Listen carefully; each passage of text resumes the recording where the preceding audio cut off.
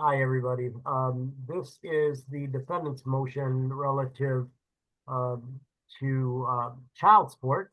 Let me see. First on my screen, on behalf of the defendant, Mr. Forrest, Attorney Jonathan Browning. Mr. Browning, good morning. Good morning, Your Honor. And appearing on behalf of the plaintiff is Attorney Jeffrey. Is it Radicky? Radicky, Your Honor. Radicky, I'm sorry. Mr. That's Radicky, okay. good morning to you. I get that a lot. Yeah, it's kind of the easy way to get that. And Ms. Van Voort joins us. Ms. Van Voort, good morning. Good morning, Your Honor. And Mr. Forrest joins us as well. Mr. Forrest, good morning. Morning. So I've got your motion, Mr. Browning, and I've got your response as well, Mr. Radicky. Is there anything you want to add, Mr. Browning, before I turn to Mr. Radicky?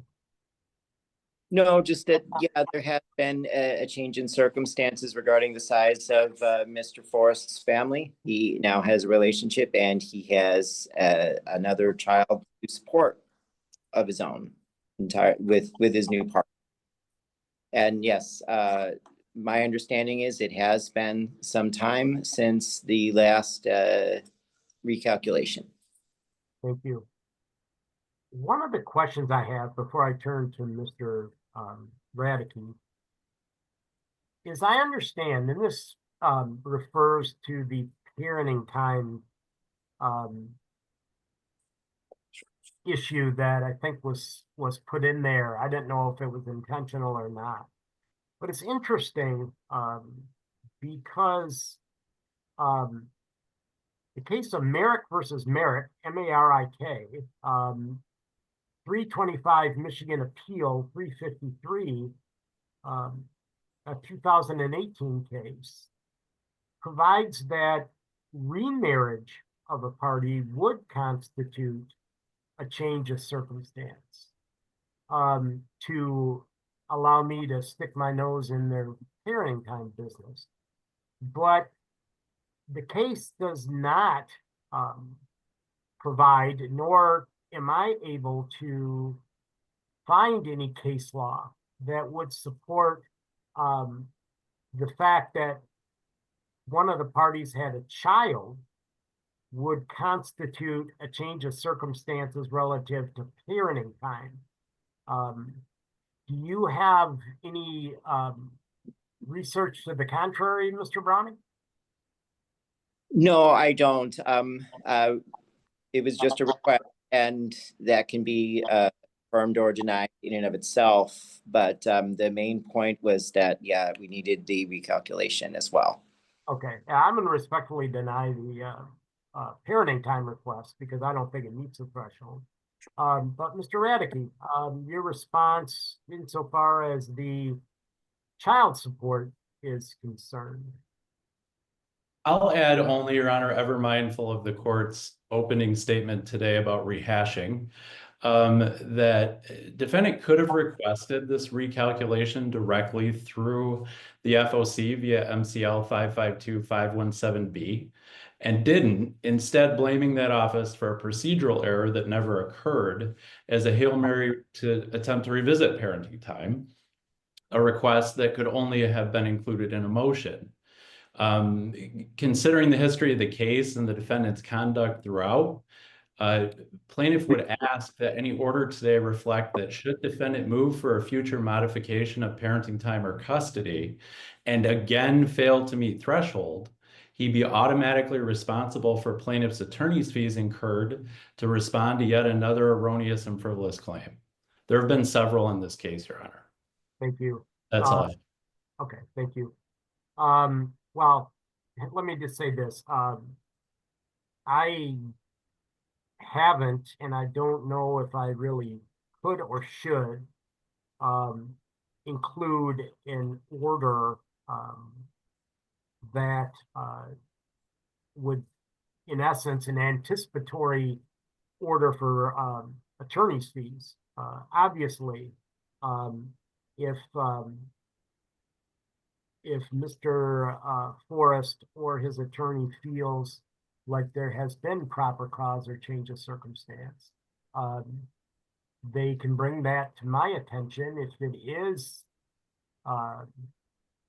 not a motion grounded well in good fact, or it's frivolous, then I would certainly entertain a request at that time, Mr. Radicky, to award attorney's fees in this matter. But obviously, the guidelines the child support guidelines are implicated when you have another child. There's no doubt in my mind. So there's a couple of different ways we can do this. I got two pretty good family law attorneys in front of me right now. If there's been no changes as far as like income, that type of thing, overnights, whatever, the parties could just send guidelines back and forth and just include that other child now, and go on from there. But if there's other things in there, like income, overnights, health insurance, some of those other things, I would be okay with sending it to the front of the court and having them do a retool of the child support if you think that's necessary. I'll turn to you first, Mr. Browning. Well, the overnights have not changed. They're still doing the same overnight schedule they were doing before, so that doesn't change. I'm not aware of whether or not either of the parties' income as such has changed. Hang on a second, Mr. Browning. Hang on a second. If your client shook his head anymore, he would be knocking the snow off my roof. So I know you were reading something, but I was looking at Mr. Forrest, and believe me, I would love to invite him to a poker party because I'd probably take all his money. But he doesn't have much of a poker face. I think that's probably a good idea, Mr. Radke. What do you think? Send it over to the front of the court and let them do a deeper dive on the child support as far as that goes. I would agree, Your Honor. I would just impress upon the court again, this has been somewhat burdensome to my client in terms of the history here, post-entry of the judgment. You'll note in the Register of Actions, none of these proceedings have been initiated by my client. And accordingly, my client would ask that if there are any fees associated with that child support review, that defendant pay them. Thank you. Well, thankfully there are not. So I will do an order of reference to the front of the court relative to child support. And I just want to say one last thing. Usually, when people request the front of the court to do a deeper dive into their income, they assume because their income went down that the number is going to go down. That doesn't always hold true because the front of the court could impute or pretend that the parties make more money if they hear anything about any unexercised ability to earn. So I will just toss that out there, but I will respectfully deny the motion on parenting time, and I will do the order of reference to the front of the court relative to child support. Mr. Browning, can you do or prepare an order denying your motion for that, but granting your motion relative to child support, please? Yes, Your Honor. Thank you. Mr. Radicky, anything further? Nothing further, Your Honor. Well, wish you the best. Happy Valentine's Day. Have a great weekend. Nice to see everybody again. And you can sign off. Thank you. You as well. Thank you, Your Honor. I need you to find some place that you can get some quiet. I'm sitting in my home with nothing on. Oh, okay. Anybody else with you? Nope. Interesting. Well, Is it a little better now? yeah, it is much better now. Okay. This is, as my clerk indicated, case 20-05618 David Samuel, present in the virtual courtroom. First on my screen is Mr. Jonathan Browning on behalf of his client with the defendant Joshua Hodges. Mr. Browning, good morning again. Good morning again. And Mr. Hodges, good morning to you. Good morning. And Ms. Russo joins us. Ms. Russo, good morning. Good morning. So I have read your motion, Mr. Browning. Is there anything you want to add before I elicit any responses from Ms. Russo? I don't believe that the situation has changed. I don't think that my client is yet getting any parenting time, so I believe that our motion stands on its own, Your Honor. Okay, and I think one of the reasons why is because of plaintiff's move to Saginaw. Is that where you reside now, Ms. Russo? Yes, sir. And I did make the defendant aware or plaintiff aware of that before moving. I gave him almost 2 months' notice before I did so. And I'd like to add that my circumstances have not changed other than the move. Well, I think it's interesting because Saginaw, as the crow flies, is still under fire. But Mr. Browning, anything you want to add? Well, now that we've established what exactly your address is, there might be an issue of having moved 100 miles away or more, as the crow flies, as you hinted, from Mr. Hodges. I think that one's going to be very close. And so she may have moved out of the range at which she would have been required to remain. But again, the largest issue is that he hasn't seen these children at all. That's true. I don't. That is not. I would like to respond, Your Honor, with saying that if you look the distance up from Belding, Michigan to Saginaw, Michigan, it is 88.8 miles. Yeah, but why would I want to know what the distance is from Belding to Saginaw? Because the plaintiff lives in Belding, Michigan, and I reside in Saginaw, Michigan. So it's 88 miles that I moved away. How far is it from the courthouse, Ms. Russo? I think it is 114 to the courthouse. And what do you think we count?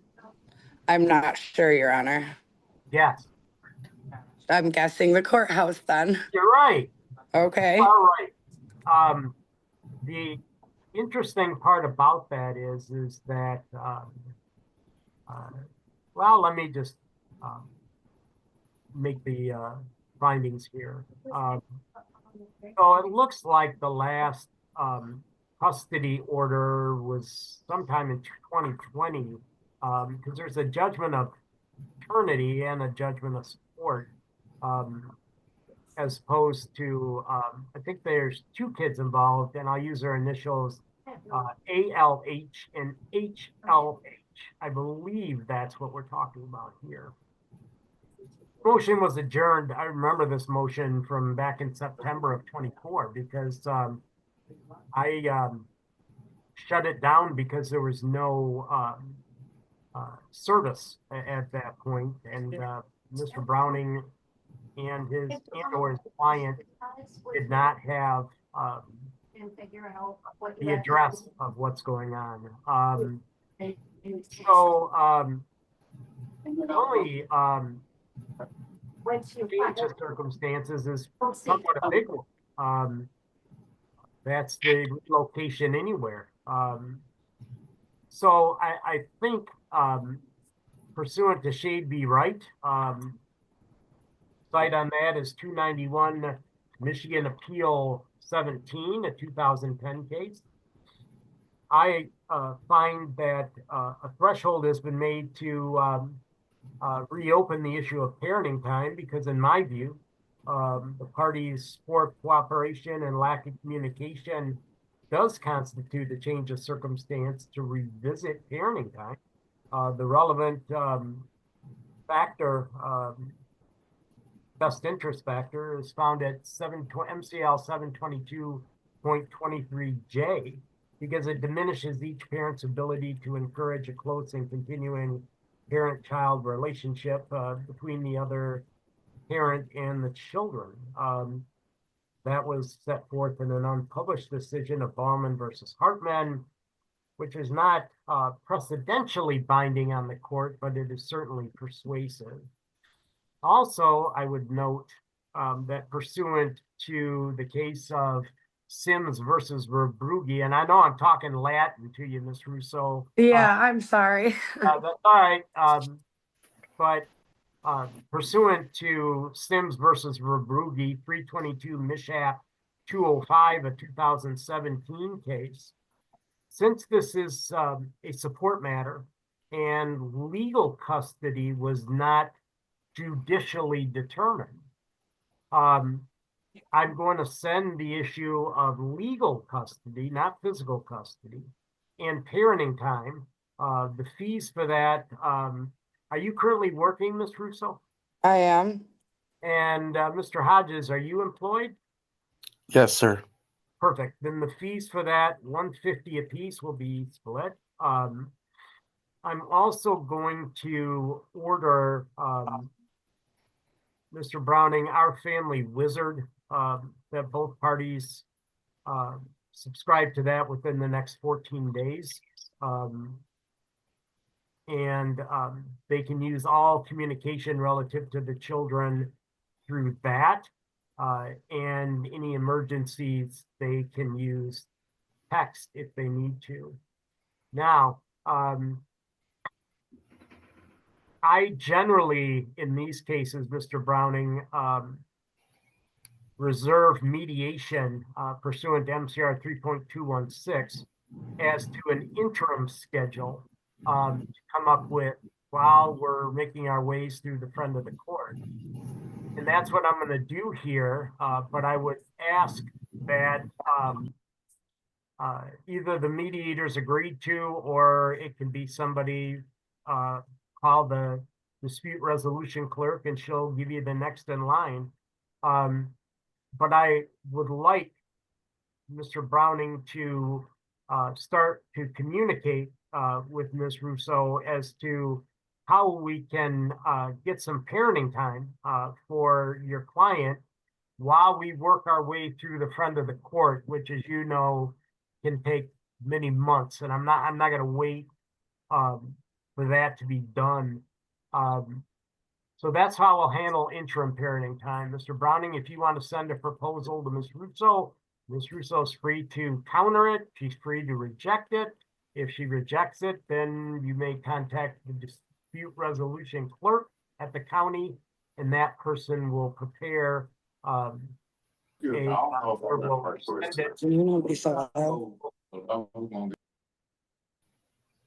Thank you.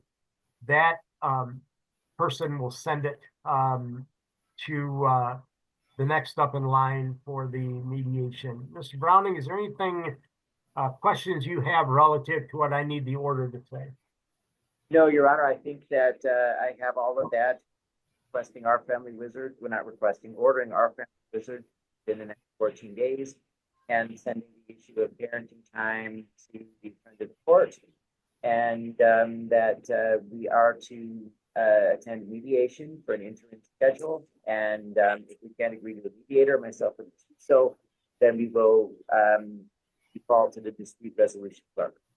Yeah, and I'm maybe between you and Ms. Russo, we can get something in the interim. I don't know if you'll need mediation or not, but I wanted that option in case discussions fall flat. Now, Ms. Russo.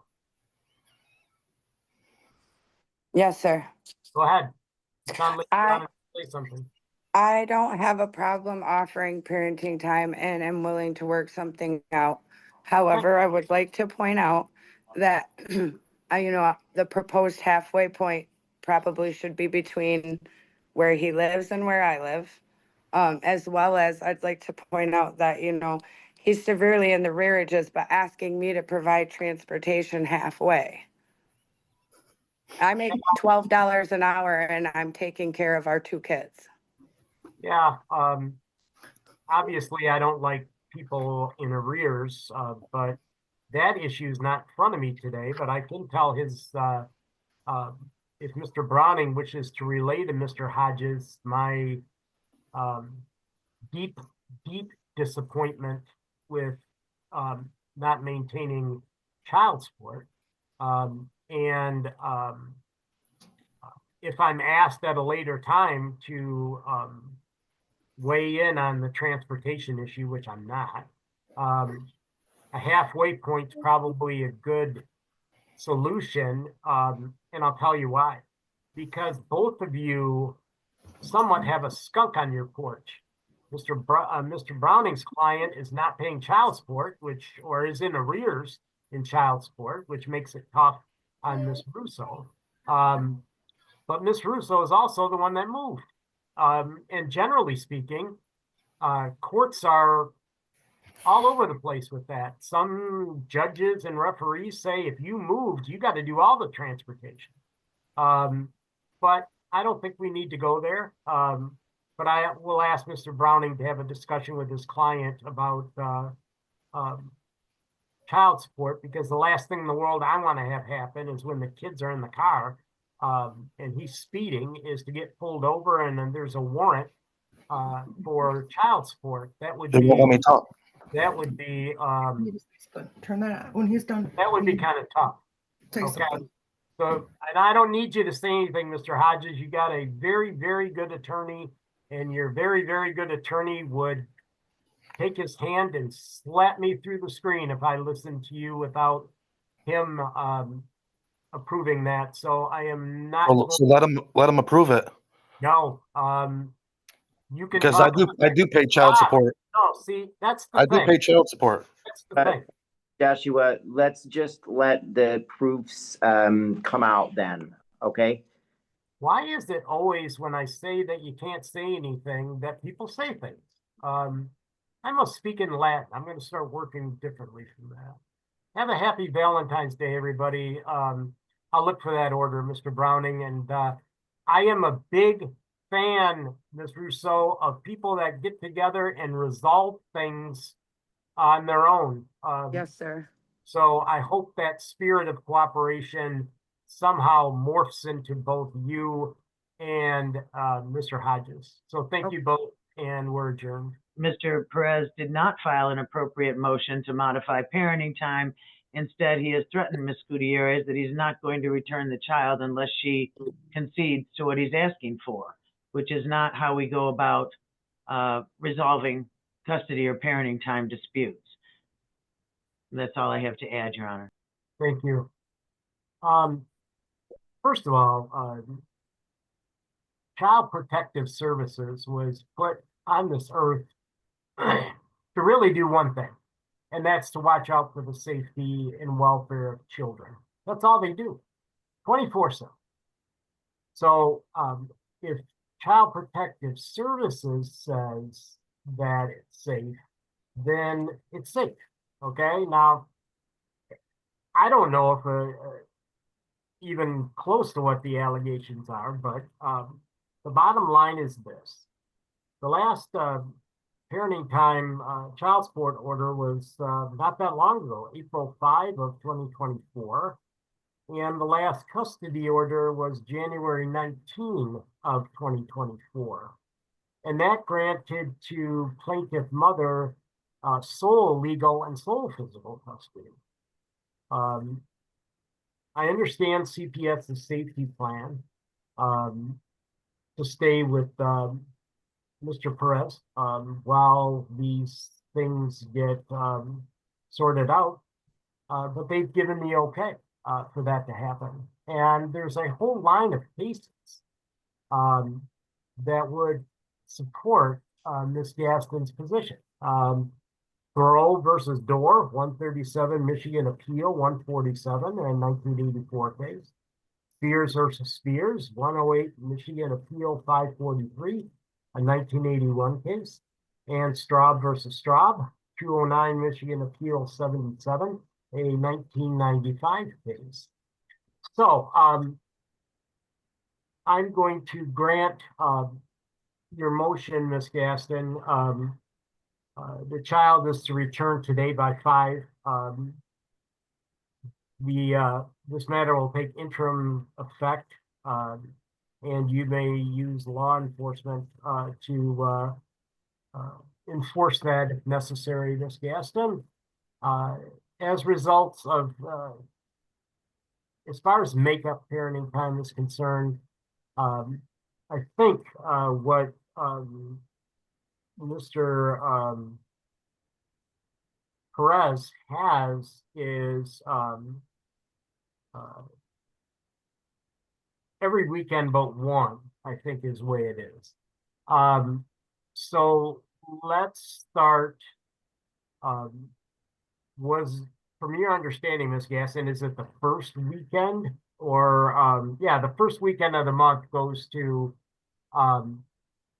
your client, correct? Correct. So she missed one weekend. Yeah, and I'm gonna make up for it by having the child to her by 5 today. And then after that, it will go to the regular rotation until the 1st of March, the first weekend of March. And that will go to your client. And the second week of March will go to your client.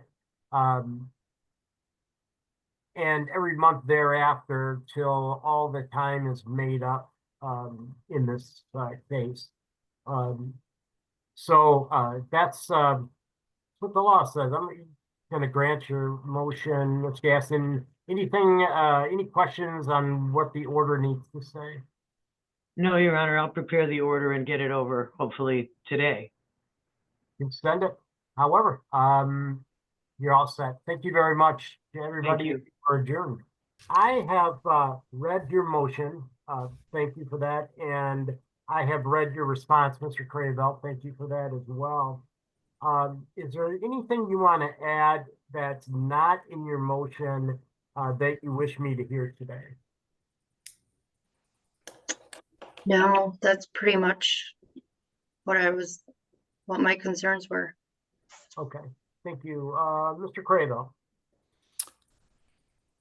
I will be very brief to reiterate. I don't think that either under Vadvarka, if we're going to change custody or change parenting time under Shade v. Wright, that the plaintiff has alleged sufficient facts to show us a material change in circumstances since the last order, nor proper cause. I don't think she even meets threshold.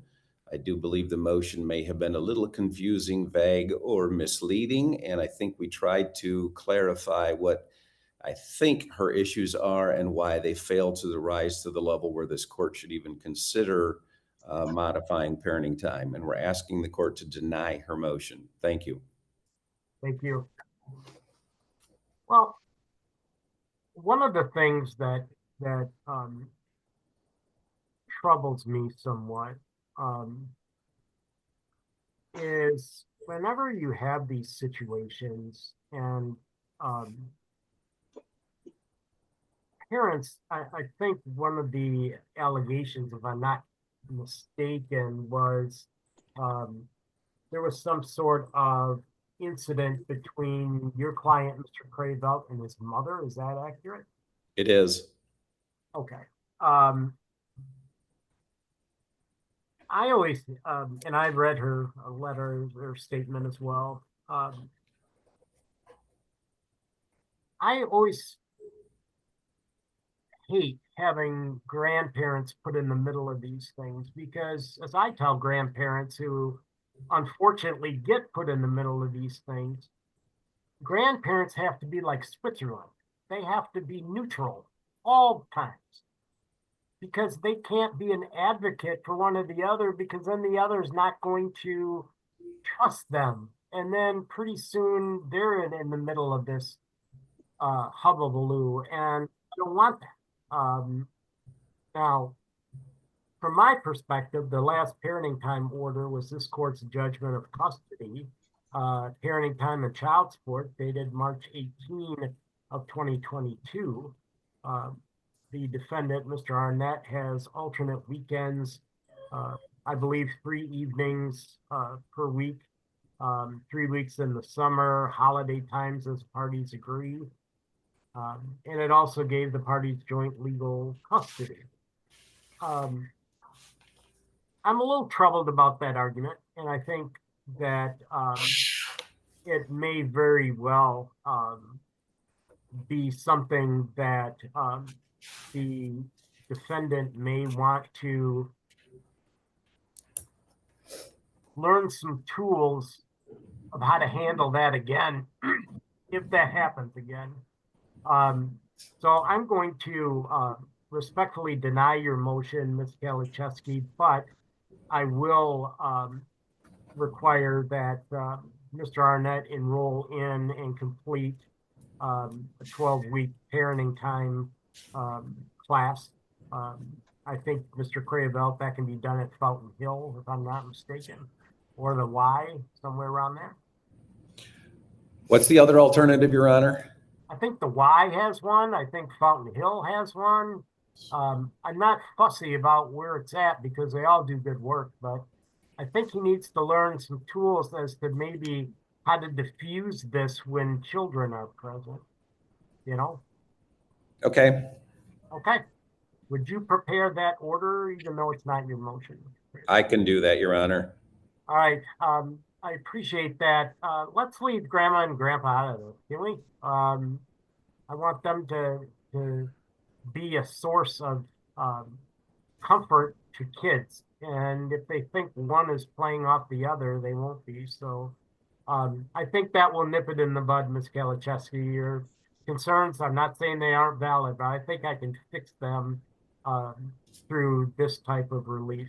So thank you very much.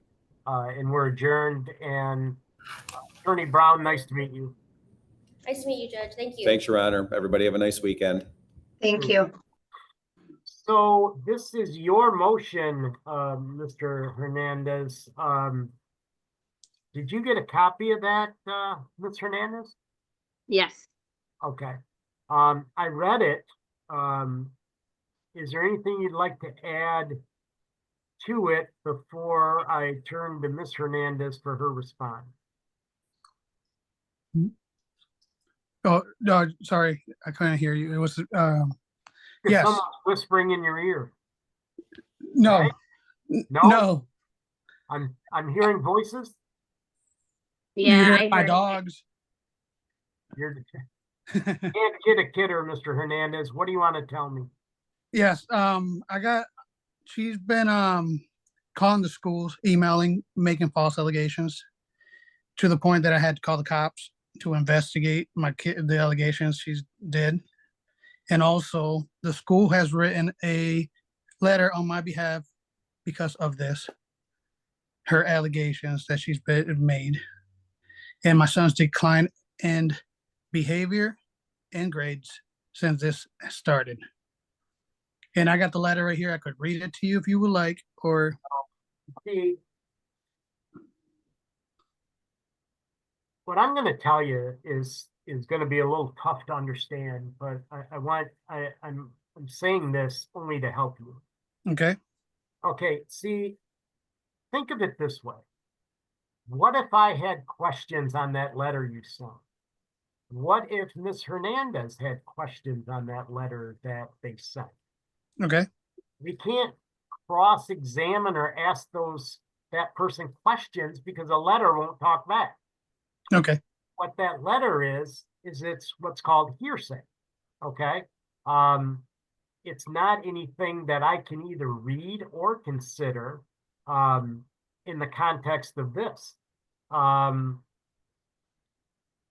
The response that I got from Ms. Hernandez seems to indicate that she is weeks away from having a stable home. Is that right, Ms. Hernandez? Yes. I'm working with Tabitha Walter, a financial special HUD certified housing counselor. It's a first time home buyers program. I have to go through certain amount of classes, and then you get a certificate signed, and then you get approved for housing. I'm also working with, I have them written down, Good Samaritan and Salvation Army. I filled out an application for one of the places. She said just until, because HUD housing, like you have to, like I said, you have to go through numerous classes. She said to fill out a place for dwelling in Grand Rapids, which I have the application right here. I have a binder full of all the help and resources. I had to pay off a debt that was unlegal. Basically, we were living in a trailer park and they wanted to no longer rent out the homes. They wanted them for sale. They bullied us out. I had 2 weeks to get me and my kids out, and that's what made us homeless. I tried to fight it. It's very hard to have somebody fight some homes. You have to have a lot of money to hire an attorney for that. But I have heard from legal aid that it is wrong, that they were wrong what they did. So I'm trying to get help with legal aid for that. So I'm paying off that debt. I have my taxes coming, which where I can pay that off, and I'll have money for my security deposit, and I am going to be in a home. I'm working hard every day. I've been with Varsity Blood Center for 2 years. I at least work 40 to 60 hours, depending. You know, I'm really trying. This hotel is just temporary. You know, I wanted to be closer to my son. I did 95% of the pickups and drop-offs, you know, and every time I wanted him for an extra day, it was a no. And I just want to be closer to my son. I'm working with agencies in Kent County. That was really hard to do it up in White Cloud. You know, I'm just trying to prove to this man that I'm actually working hard, you know, for my kid. And it's more or less he just tells my kid I'm homeless and I'm not a good mom. I mean, I have a video recording of my son who is deathly afraid of going back home because he's trying to pay him $100 to lie to a judge, which I do have my son saying that. And, you know, saying that this man is. Hang on. That might Yes. be interesting to me at some time. Yes, But, please. I would really love if you could listen to it. I So- mean, he's Oh, scared over it. Hang on a second. Hang on. Yeah, sorry.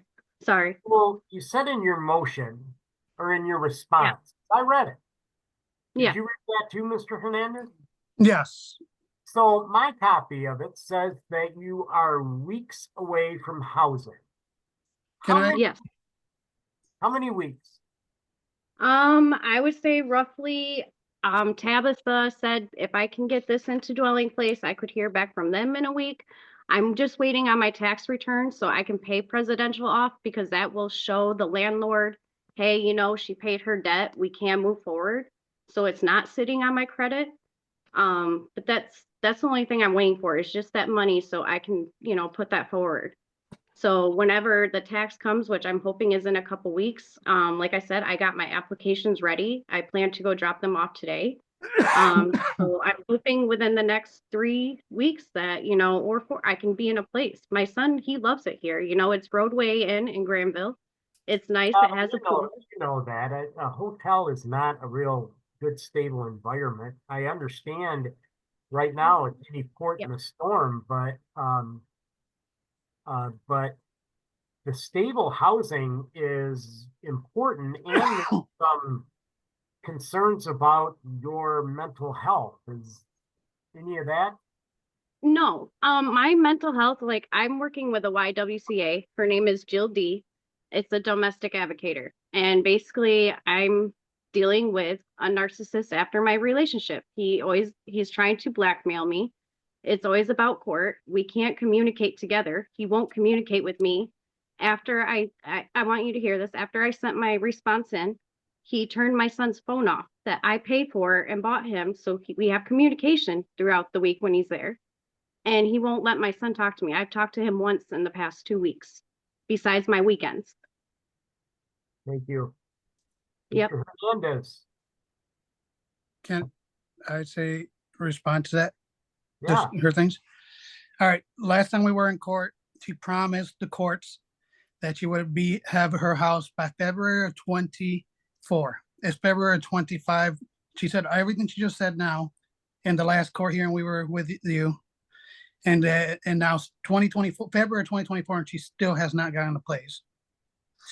The phone situation, He's grounded for his behavior at school and his declining on grades. But I told her that if she wanted to talk to him, she's more than welcome to call my phone and ask for him. And she's only done it once since I told her that, which it was Wednesday, I believe. Can I respond to that? I do have proof No, on stop. messages that, okay, Ashley, sorry, stop. sorry. Okay.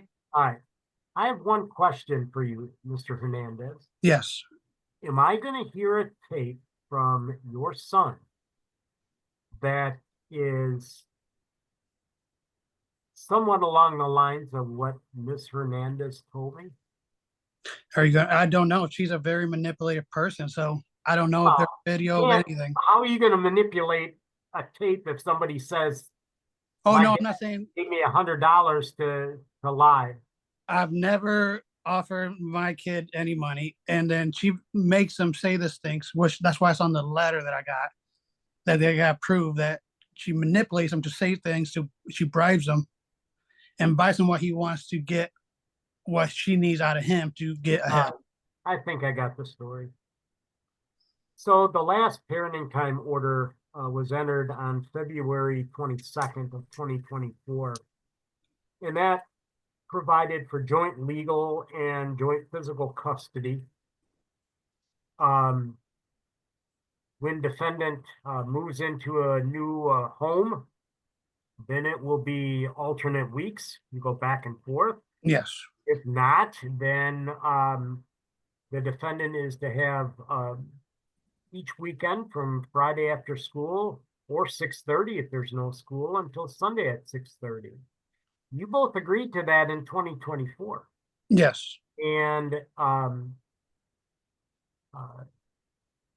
what I have in front of me is this. The judgment itself, what you both agreed to, says it's going to be week on, week off when she gets a stable environment. Okay? Yes. She isn't there yet. So then it goes and reverts from the alternate weekends, or every week, I think. It's each weekend from Friday after school until, or 6:30 if there's no school, until Sunday. I'm going to adjourn this, and I want you to bring it back, Mr. Hernandez, at such time as she either does or does not have a stable residence, and then I'll consider it. So I'll let you, I'm going to have you bring it back because I don't have anything to go on. The judgment says what to do. You both agreed to it. So I expect the parties to follow that judgment until it's changed. So she shouldn't be going 2 weeks without seeing your son. If it's her weekend, it's her weekend. And you have to decide this. She gets them every weekend. She hasn't. Okay. I don't know what. So we're going to stick with this. I'm going to adjourn your motion. Okay. And either one of you can bring it back when you got your house. Okay? Because that's when we have to do something. Because it says when she gets a stable residence, it goes to week on, week off. So if somebody wants me to deviate from that, come on back. But if not, she shows proof of a stable residence, that's what you go to. Okay. Both are good people. Yeah, that's fine with me. That if once she gets a stable home, I'm agreeing to follow that what we agreed on. So all right. Then come see me when you get a stable house. Okay. All right, thank you. Good luck. Yep. Thank you. Okay. So let me I've read your motion. And let me see if I can kind of cut to the chase. According to Mr. Jeffries' motion, child support was set on January 3rd of 2025. I heard something like this motion on November 8th of 2024 and told the parties we would schedule it for a 1-hour evidentiary hearing. And I did. I set it up on the 30th of December of 24 for an evidentiary hearing. and I was, I went from memory, and as I recall, Miss Bentley was there and Mr. Jeffries was not. But I decided to go back and re-watch the entire thing, and I confirmed that Miss Bentley was there and Mr. Jeffries was not, even though I told the parties at that time to keep an eye on the mail, make sure everybody had their correct addresses, and even told them they have to subpoena the FOC. I also sent parenting time to the friend of the court, and that was terminated because Mr. Jeffries did not pay the fees. So I think the point in Ms. Bentley's response is pretty well taken with me, Mr. Jeffries, is you ask for a bunch of things, we accommodate you, and you don't show up. And I don't know what you want me to do today. Oh, yes, sir. They, that's like I said in the motion, though, I wasn't receiving any mail. The person who stayed downstairs, the landlord, they had put them out because they found evidence they were taking mail from me. The post office. I know, but let me just say this, okay? Yes, sir. Taking mail is one thing, but even the best mail thief in the world would never steal a piece of mail from the Kent County Circuit Court. No, it nor was would they steal one from the Internal Revenue Service. It was getting delivered to them, and he was not giving it to me and opening it. He was definitely taking it, and there was it was like evidence of that. And besides that, with the custody thing, I was told to get a lawyer. I should probably talk to lawyers. Yeah, I told you that. I said yes, sir. It's complicated. I had talked to the lawyer, and they was telling me what was going to go on with the custody, and I didn't want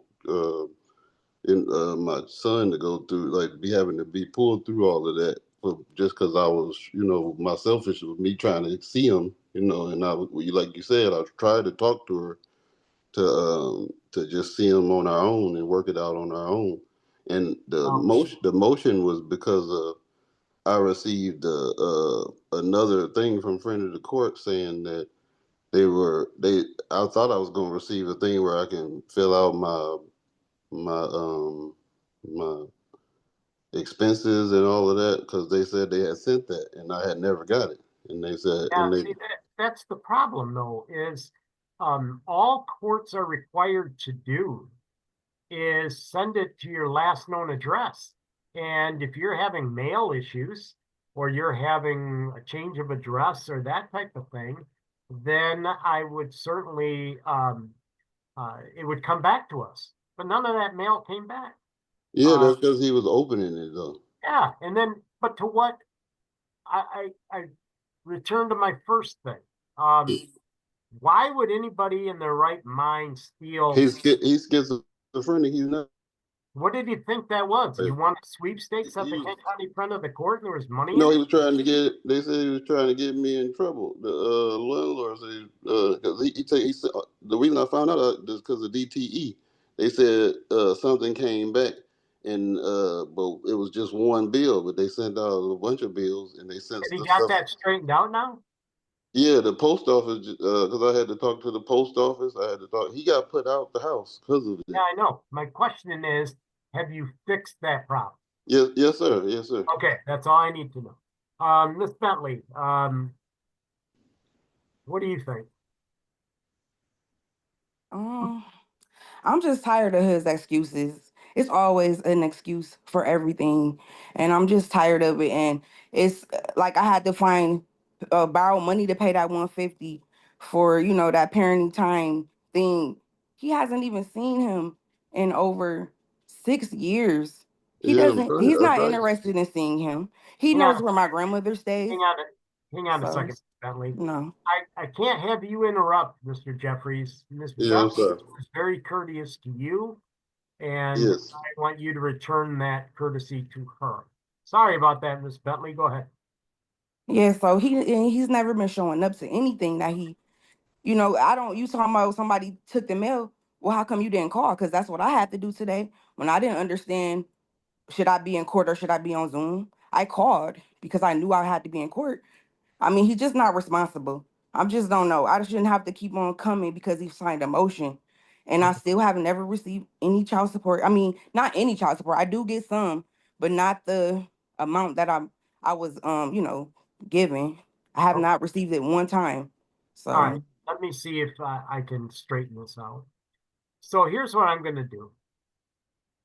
I am going to, for the last time, schedule a 1-hour evidentiary hearing by Zoom. So nobody has to miss work or anything like that. By Zoom, you'll get the notice in the mail. And if you are not there at that time, I'm going to deny your motion with prejudice, which means you can't bring it back again. So this is it. One last time, we'll set an evidentiary hearing on the child support only issue. The parenting time stuff isn't in front of me. So I will set that. he got denied for that as well, sir. Yeah, I remember that. He didn't pay the fee. That's He the problem. did that twice as well, and he hasn't showed up Yeah, to you doing those. I got it. The only one who knows more about this case than you is me. Because I've lived this case since 2015. That's how long it's been since we've been back and forth. And I have never asked him for, this is my first time even filling out that, the review, the money income review. I have never, I've never asked him for anything. I already told you what I'm going to do. Okay. I'm going to schedule another 1-hour evidentiary hearing. And if you're not there, Mr. Jeffries, I'm going to dismiss your motion with prejudice and you can't bring it back. So Yes, I'll hear from you at that time. If you want to have the friend of the court person there, which you better, because if they're not there, I don't know what to do. You have to subpoena them. And you can stop on the 5th floor legal assistance center. They're not lawyers, but they do good work. They'll show you how to do it. Okay? But this is the end of it. All right? Okay. Oh, have a wonderful weekend. We're adjourned. Good morning. Morning. Who do you have next to you? Alyssa Espinoza. The defendant. Yes. Okay. So, I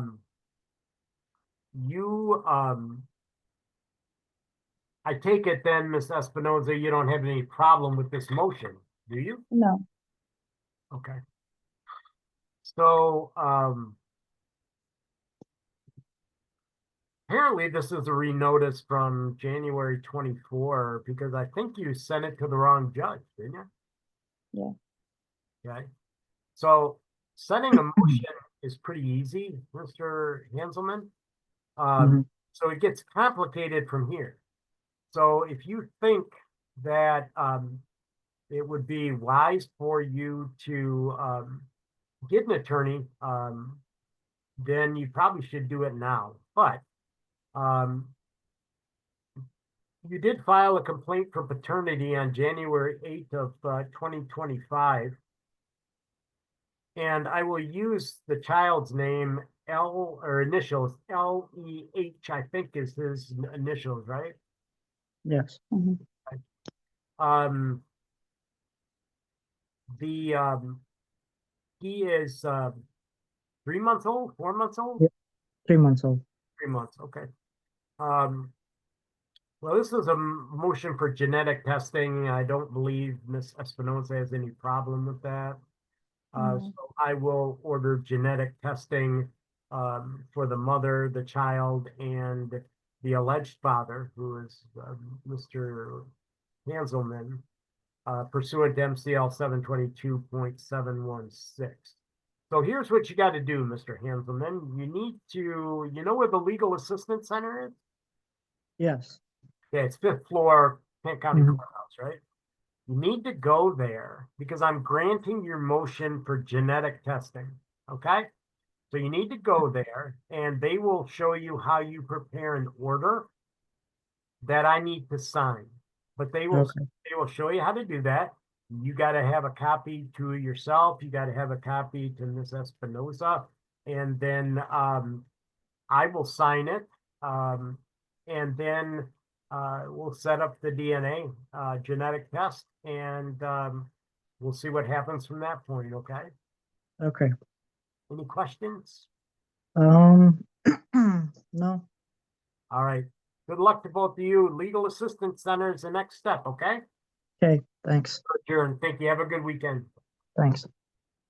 Ms. Perez, is this, it says on your motion, that you signed and dated on January 17 of 2025, that you certify that on that date, January 17, 2025, you served a copy of this motion, a uniform child custody jurisdiction enforcement affidavit, and notice of hearing on the other side, which would be Mr. Smith, by first-class mail addressed to their last known address.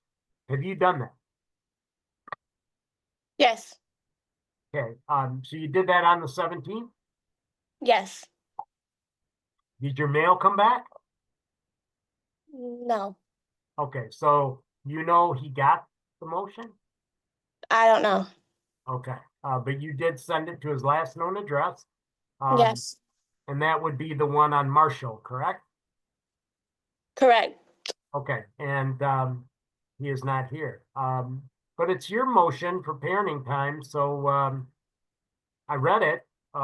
Anything you want to add to it before I make my decision? No. Okay. So on November 22nd of 2023, I heard a parenting time motion somewhat similar to this, and found a threshold pursuant to the case of Shade versus Wright, 291 Michigan Appeal 17, a 2010 case at that time, and did an order of reference for parenting time with the fees split. But apparently, which I always encourage, the parties came up with their own agreement, which they signed on January 2nd of 2024. And it provided that parenting time would be Wednesday after daycare till 7 p.m.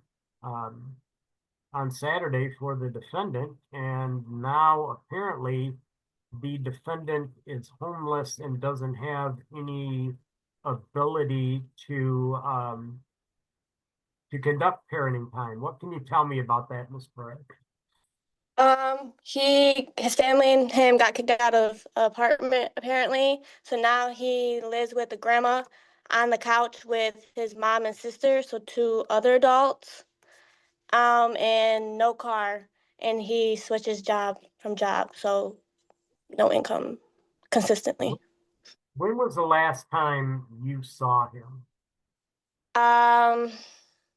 Maybe a month and a half ago was the last time he saw him with her. Okay. Are you currently working? Yes. Okay. Well, I don't want to hold this case up.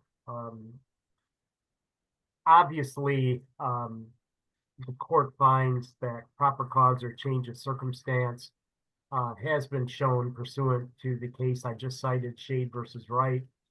The relevant best interest factor could be found at MCL 722.23 factor D as in David, the length of time the child lived in a stable, satisfactory environment and the desirability of maintaining continuity. Factor C, the capacity and disposition of the parties involved to provide the child with food, clothing, medical care, or other remedial care recognized and permitted under laws of the state in place of medical care and other material needs. And factor J, the willingness and ability of each party to facilitate and encourage a close continuing relationship. So if he were here today, I would ask him what he proposed as far as what we should do with this parenting time, given his apparent lack of any proper place to have your child. I think her initials are what, MPS, is that right? Okay. Correct. All right. So here's what I'm going to do. I can't change parenting time on a Friday morning. I need to have a lot more facts.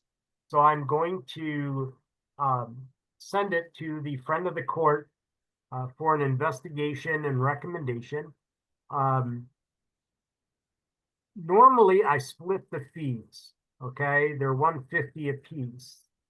But if I did that, I would doubt sincerely that Mr. Smith would pay his portion and that would stop everything. And I don't want that. So I'm going to waive the fees for that. So neither party has to pay any fees. So you should be hearing from the friend of the court, I would say within the next couple of weeks, and they will have a questionnaire. They will meet with you and him, and they will try and come up with a workable parenting time schedule in light of Mr. Smith's rather difficult decision, or difficult circumstances, I should say. So I will do that order right from here, okay? So you don't have to do an order. Okay. And you should be hearing from the front of the court. Could be as early as a week to 10 days, okay? Okay. You're all set with me. Have a wonderful weekend, okay? Thank you. You too. Good morning. Good morning. So I got your motion relative to child support. And the motion claims that his child turned 18 and graduated from high school. So I contacted them, the front of the court anyway, so they could confirm that, because generally that's all you need. All you need to do is send a copy of could be a diploma, could be the high school transcripts. Once they get proof of that, they'll stop the child support, okay? The problem is they can't, apparently Mr. Brown does not have access to that information. So let me first turn to Mr. Brown, and then I'll hear from Ms. Dennis. Is that correct, Mr. Brown? You can't figure out if this child did in fact graduate? Hold on. What I just pushed this start video thing? Go ahead.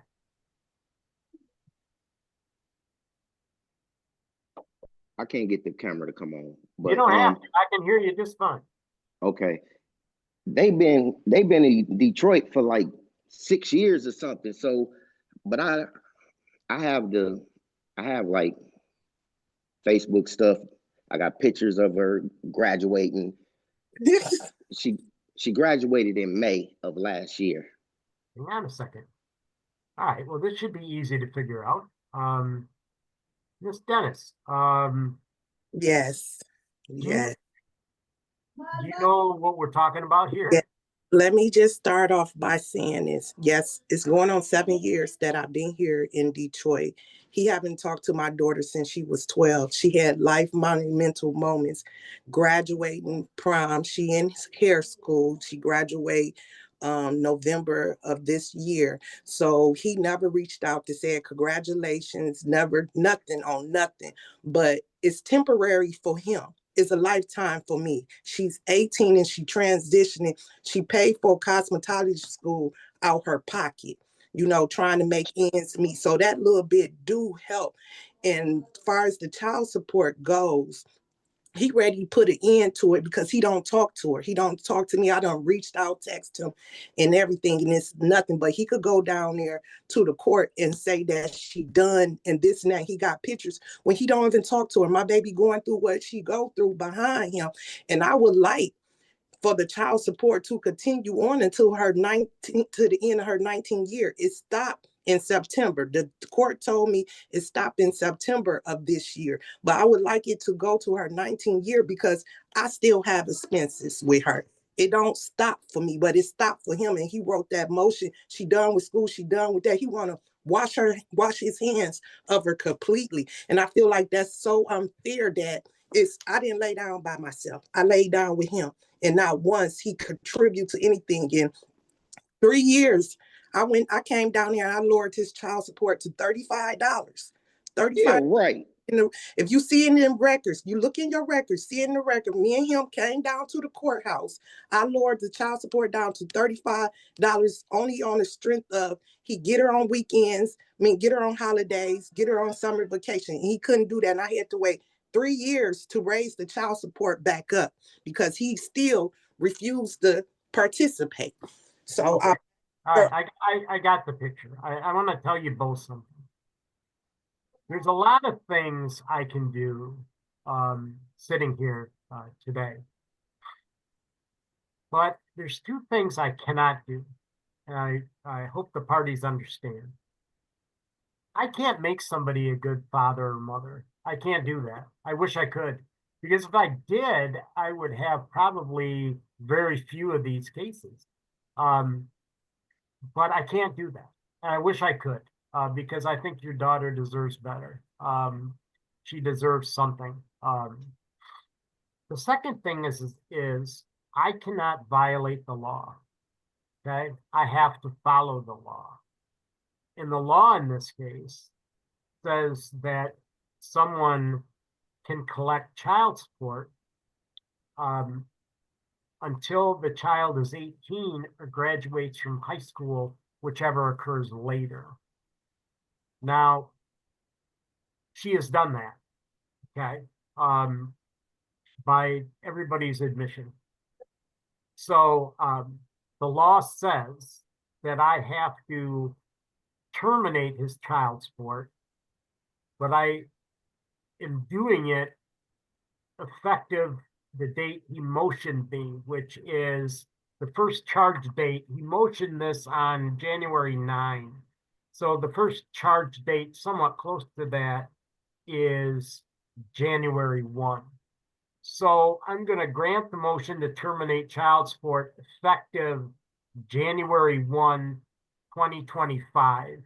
And what you need to do, Mr. Brown, is you need to come to the courthouse on the 5th floor Legal Assistance Center and prepare an order for me to sign, which you need to send to Miss Dennis. And the order says that your child support obligation for this child terminated on January 1 of 2025. And I will sign that. And I wish everybody the best. I wish your daughter the best.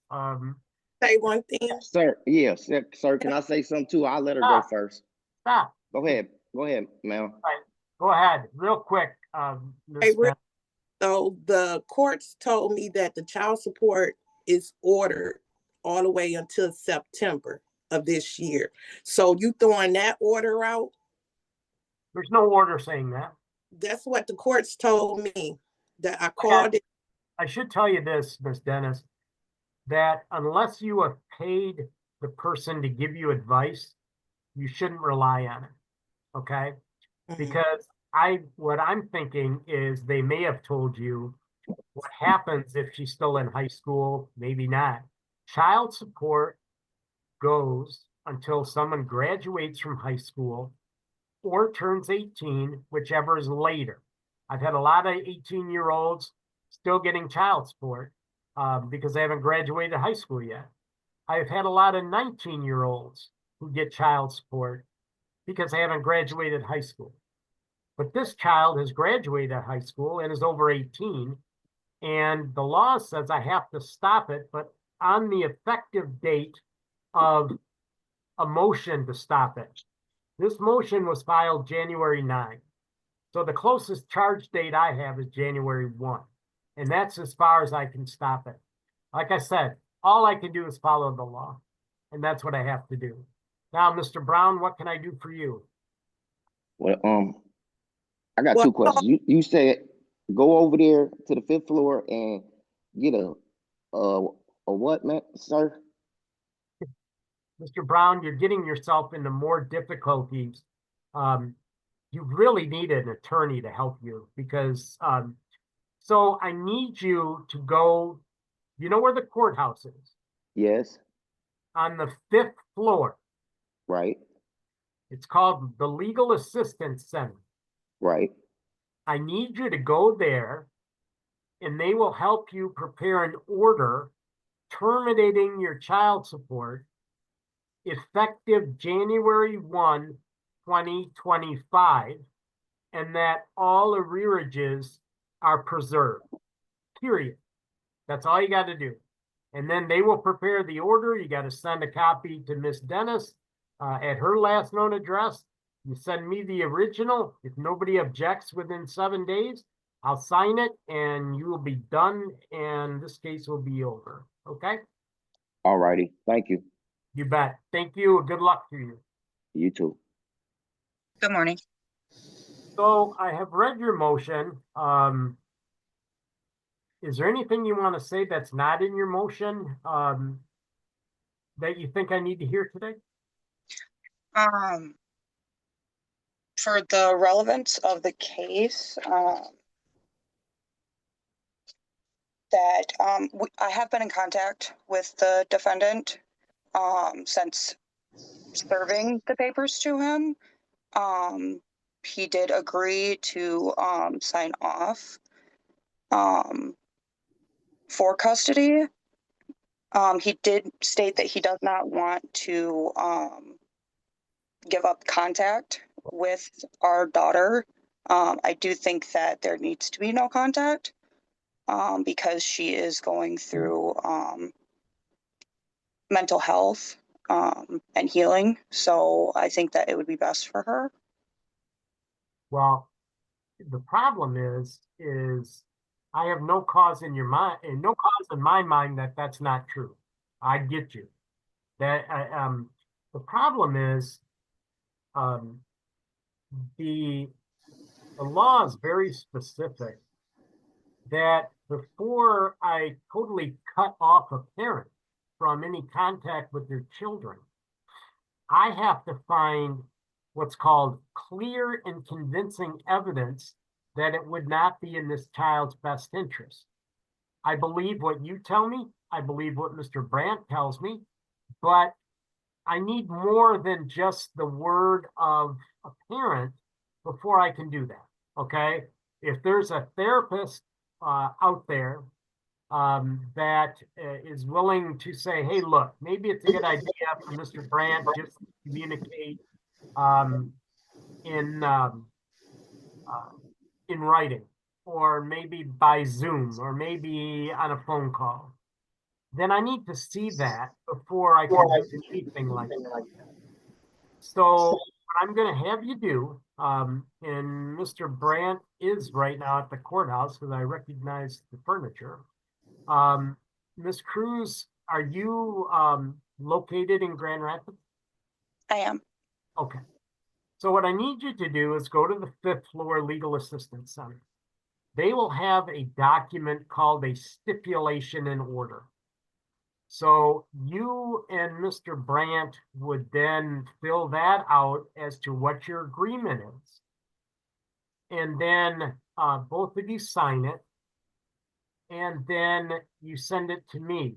And then I will independently determine if that agreement is in your child's best interest. I think she is 14 now, right? Yes. Wow. See, I remember this case from 2013. So I know what's going on. So you need to do that.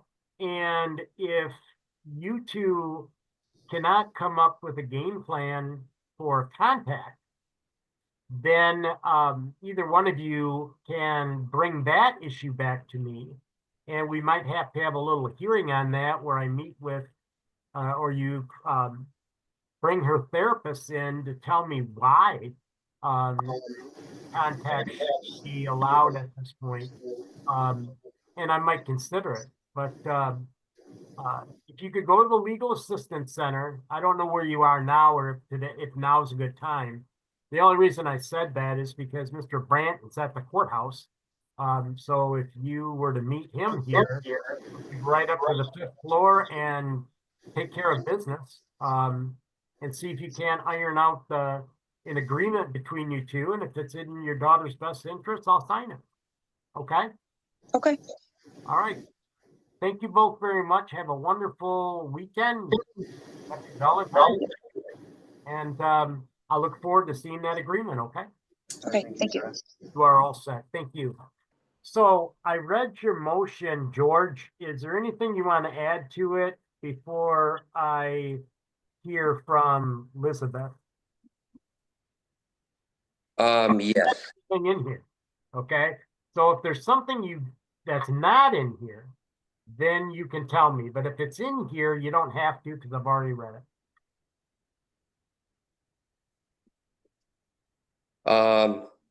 Pretty much everything that I have to say is pretty much on that paper. So yeah, because you typed it out too. And that's a good thing. I appreciate that. All right, Elizabeth, did you get a copy of it? Yes, I did. Okay. Your response, please. Well, I have my concern was saying for him, saying that I made my daughter feel dumb.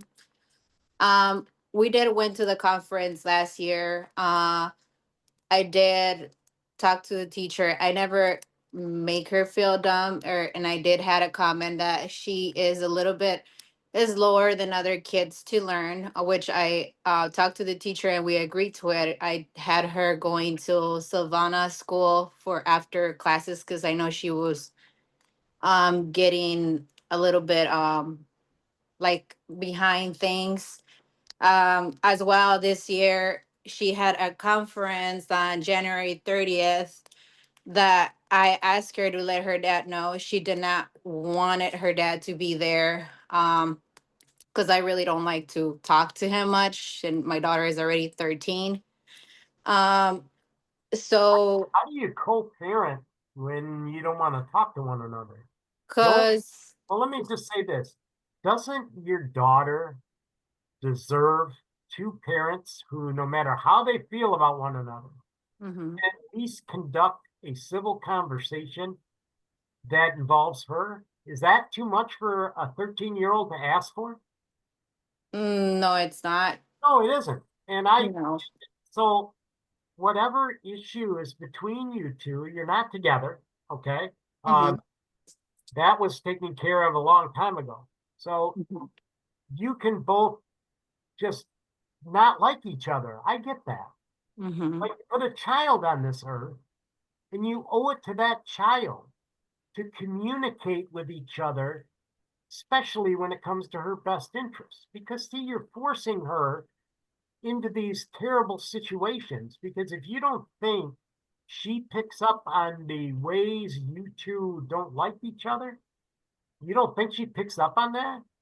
And that may be what's going on too. I don't know, because I'm not a psychologist, but I always get a little frustrated when parents come in here with joint legal custody, which is what you do.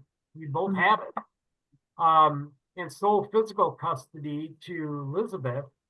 And then you tell me that you two can't speak to one another because you don't like each other. I do believe he's always attacking me or like questioning my daughter about me. I try not to talk about anything about him because that's not my life. It's all about my daughter. And I just don't like that he asks my kids about my personal life, and I feel like he does attack me. So I just don't want to deal with him in that situation. So let me ask you, George. So one of the issues, really the big one you say, is education, which is a big issue. How would spending more time with you fix that? So right now, me and Juliana do not have the best relationship. And that's probably, I agree, you don't. we don't. And I feel like if I get more parenting time, I can build on getting a better relationship because, you know, teenagers, they change and they need more attention. So I feel if I get more parenting time, I can get a closer bond with her and help her with the homework that because she's been struggling. She's failed 2 classes first trimester, and I have reached out to the counselor, her teacher, and I have we ended up adding a class, an academic support class, which has helped her pass. She's only failing 1 class, so her grades have improved. And I have reached out to Lisbeth and said, hey, can Juliana come over to the house so I can help her with her homework? But she refuses for me to give her the help that she needs, which I feel like it's the best interest of Juliana, because I know Lisbeth has said, well, I haven't done good in school, which she should keep that to herself. I want Juliana to know that I just want my daughter to be successful and get what she deserves. Both parents to give them, you know, the support that she needs for her education. Thank you. All right. Can I have a comment real quick? I do let my daughter spend extra time with her dad. Like every day she will message me, Mom, I'm gonna go with my dad. After school, grandma picks her up, and a lot of the days, because I get out from work very late, I work on construction. So I get off 6:30 or so, and he does have my daughter. So he has from 3:30 till 6 to kind of help her out with things when he can. And if he doesn't choose to do that, that's his issue. All right. So the last parenting time order was the judgment of divorce dated April 3rd of 2014. And it provided for joint legal custody with sole physical custody to defendant mother.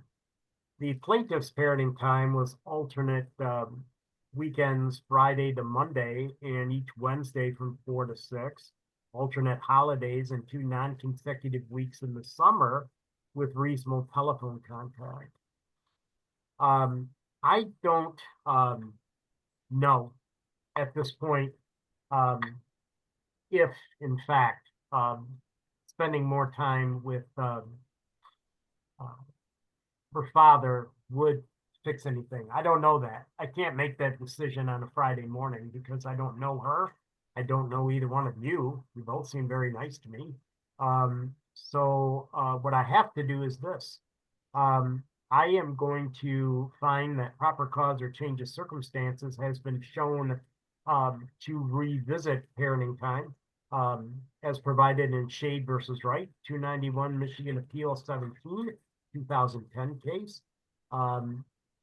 The requisite best interest factor is factor MCL 722.23H, the home, school, and community record of the child, and factor B, the capacity and disposition of the parties involved to give the child love, affection, and guidance, and to continue the education and raising of the child in her religion or creed, if any. So what I'm going to do is I'm going to reopen this parenting time, but I can't do that on a Friday morning. So what I'm going to do is send that to the friend of the court for an investigation and recommendation. The fees for that are $150 a piece, and each one will be responsible for half of it, so $150 a piece. The friend of the court will get together and figure out what's going on here, and then they will make a recommendation to the parties and send it to me, and the parties are free to accept it. They're free to reject it. They are free to negotiate from it, and if one of the parties rejects it, then we're going to have a trial on all of those, and this is going to get very expensive and time consuming. So my first bit of advice is, if you're going to hire an attorney, you better do it now. If not, you better grab the Michigan court rules and rules of evidence and read those up, because I have to treat you like attorneys, even though you're not. I can give you a little grace, but not really much. So I will send that over today. I'll sign the order. George, you got anything more? Just one other thing to bring up. I feel like me and Juliana's relationship has gone not the best, because I notice when she comes over on the weekends. So when I first get Juliana, she acts very distant and mad with me. And then the longer she's with me, she seems more happier, outgoing. So when she goes back to her mom and then comes back with me, she acts like a total different person. How So old is George? she's 13. Yeah. Well, how many 13-year-olds have you raised before? I have one other one that I have raised. Yeah, I've had 3. My 13-year-olds weren't happy about anything. They were in a constant state of being miserable. And in this case, I have no doubt that that's what probably happens. She has some separation issues. She has some getting used to issues. And you know what would really smooth that over? If both of you would have a working relationship. That would take care of that. Because then I don't think she would be that way. But the friend of the court is going to investigate all of this. They're going to talk to you. They're going to talk to her. They're going to talk to whoever you want them to. They'll investigate her school record. They'll do whatever you want them to do. And then they'll make a recommendation. And then I'll be in a better position to say, all right, George, I see your point. Or I might be in a better position to say, Elizabeth, I see your point. But I can't do that on a Friday morning. So I'm going to make that order. I'm going to sign that order today, and make sure, please, that the friend of the court has your correct mailing addresses, because they don't forward mail. If there's any doubt in your mind whether they have it or not, it'd be prudent to stop down to 82 Ionia, where the friend of the court is, and make certain they do. Because, like I said, it's going to get complicated from here on out. Okay? Okay. You're all set. If you could send me your address, please, George, you could send it in the chat or email me, because we don't have an accurate one in the system. Okay. Thank you. Very important, George. Okay, thank you. All right. Have a good day. You too. Good morning. So I read your motion. Did you get a copy of that, Ms. Project? Yes, sir. All right. Anything else you want to add, Mr. Osmolinsky, before we hear from Ms. Project?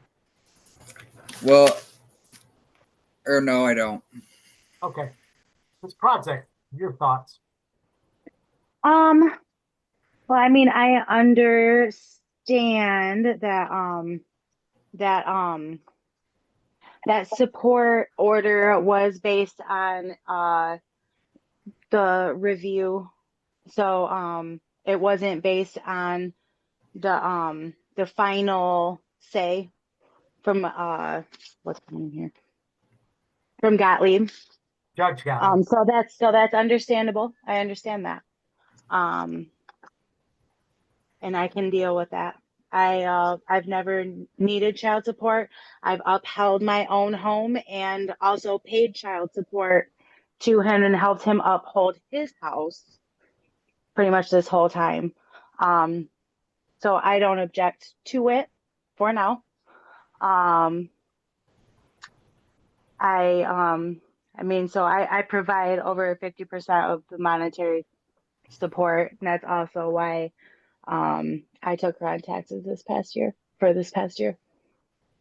So are you asking me to grant his motion? Is that what you're telling me? I'm not objecting to it.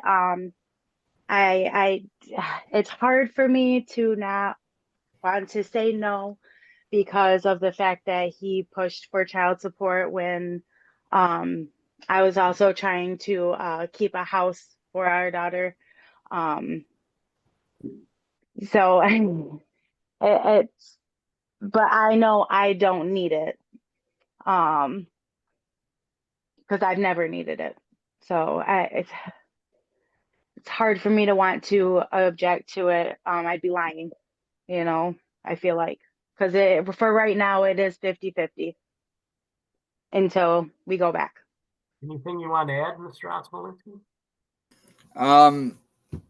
She does not pay for more than 50% of everything. It's equal. We both take care of our own houses and provide for what she needs on our own time. Okay. This and this was put in, the FOC recommended order was put in, but I took it all the way to having the judge make the final decision. And who represented you on that? Who represented you on that? What? Who represented you on your request for a de novo hearing? Myself. I cringed because of that. Because I know you had a very good attorney in your case. Yeah, and he left me hanging. Well, unfortunately, this is an issue that is going to haunt you, quite frankly, because I'm going to tell you what I can do. Okay, I'll tell you exactly what the law lets me do. The last uniform child support order was May 10 of 2024. And that takes effect on an interim basis, which is $516 per month per Judge Gottlieb's order of October 3, 2024. It didn't address child support. It sent it to the friend of the court. Okay? Right. So the furthest back I can go and stop child support is October 1 of 2024. Okay? The statute is MCL 552.603 and the case of Harvey versus Harvey, 237 Michigan Appeal 432, a 1999 case. That issue should have been addressed by either you or in that order, but it wasn't. So the furthest I can go back, I can stop child support effective October 1 of 2024. And if you two want to agree on something else, you're more than happy to. I can only do what the law says I can do. And that says 10-1 of 24. If you want to go back further, then you and Ms. Prodzic are going to have to sign an order to that effect. So what I need you to do is I need you to go to the Legal Assistance Center, zero out your child support, because I think it's pending, isn't it? Isn't friend of the court reviewing this? Yes, that's what I wanted to do this motion to stop the payments for now until that was done or figured out. Yeah, but I can only do it effective 10-1 of 24. So you can prep a uniform child support order that sets it at 0, effective date 10-1 of 24, unless you and Brittany get together and say, I can go back further than that. That's up to the parties. All I can do is what the law lets me do. And that says I can only go back as far as a pending petition was filed. And technically you didn't file it, but Judge Gottlieb sent it. So I used the first charge date after Judge Gottlieb's order. That's why I did. That's what I believe I'm stuck with. So if you and Brittany want to come up with your own plan, it might be a good idea. I just don't understand. I never had my kid less than what I had her. Like we weren't finished with court or the final decision the whole entire time. The FOC recommendation was sent in before the final decision was even made. I still had my kid more than half the time until October when we started this week on, week off. So I'm supposed to pay back $3,000. Let me ask you this. Are you yelling at me? No, I'm not. I'm just, my voice gets, I don't know, higher or something. I don't know. I don't know either. I just told you what the law is. So if you don't think that's what the law says, then you go grab an attorney and ask their advice. The only furthest back by statute I can go is October 1. That's it. I don't know what else you want me to do. If you and Brittany come up with your own plan, then do it. But Okay, all I and can do is this. So if you want to go to the 5th floor legal assistance center and prepare a 0 UCSO, which is what you're going to have to do, effect date 10/1 of 24, I can sign it. If you want to pick up another one and see if you and Brittany want to stipulate an earlier date, I have no problem with that. Parties are free to do what they want. But you're asking me to do what the law provides, and I'm doing that. That's the best I can do. and what about the tax returns?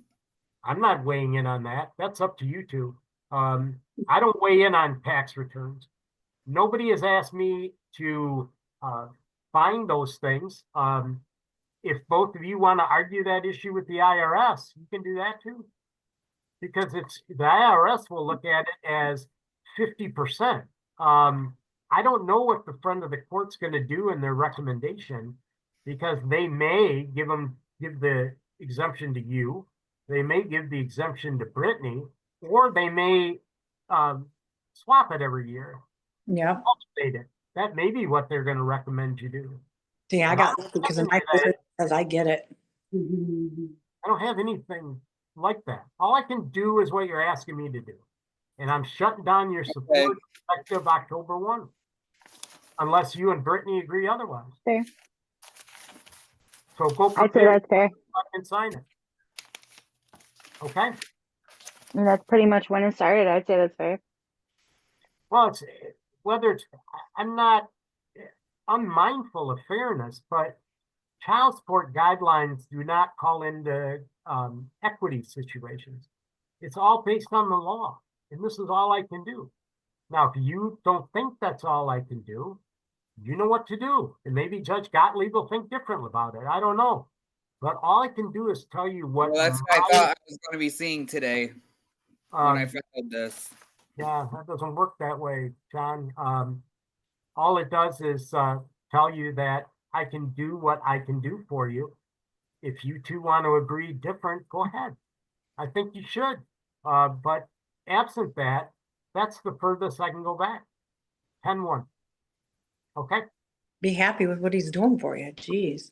All right. We're adjourned. Thank you. Ms. Martinez, good morning to you. Good morning. Appearance for the record, please. I am just here as a support person. I have a case with Ms. Bird and she asked me to attend. Okay, so you're not representing Ms. Bird and as counsel, you're just I am not. Okay. I am here just as a support person. Well, and if you have that. questions, I can answer them. Okay, you're with Child Protective Services? I am with Child Protective Services. Okay, good morning. Thanks for Morning. being here. All right, I've read your motion, Mr. Ewing. Do you want to add anything to it before I hear from Ms. Bird? No, everything was said, really. Okay. Ms. Bird, what do you want to tell me about this? I would like to let you know that I didn't get the court paperwork. I found out about this case yesterday from CPS, my CPS caseworker, and the text from court. I have no problems with if you chose to do a group parenting time. I just do have concerns because Darren has put his hands on me in the past and I have proof and documentation of these things. I understand he has rights of parenting and do not think he is a bad father at all. I just needed a break from him and my mental health and peace and safety for myself and my children, considering the fact that they witnessed the abuse January 15th of last year. I mean, of this year. Of this year, right? Yes, it was January 15th, 2025. Well, let me start with Mr. Ewing. Yes, sir. Mr. Ewing, when you filed this motion, you signed what's called a certificate of mailing. Do you remember doing that? Yes, I believe so. Okay.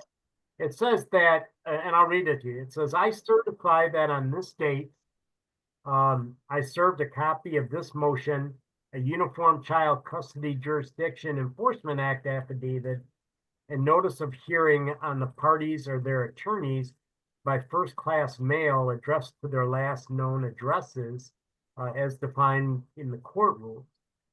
So you sent it to an address on 4 Mile Road, is that correct? Yes.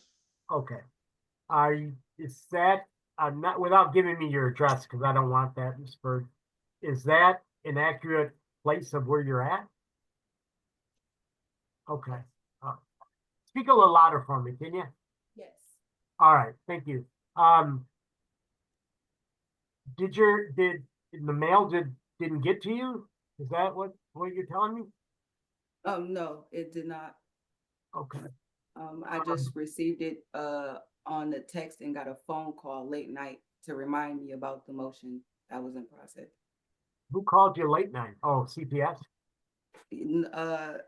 My CPS caseworker did inform me after I asked her because I was very confused and didn't know what it was, but I did get a call from Kent County, I believe, or something like that. Okay. So, I can give you a couple of options. Do you mind if I call you Janae? Yes, that's fine. Can I call you Janae? Yes. All right.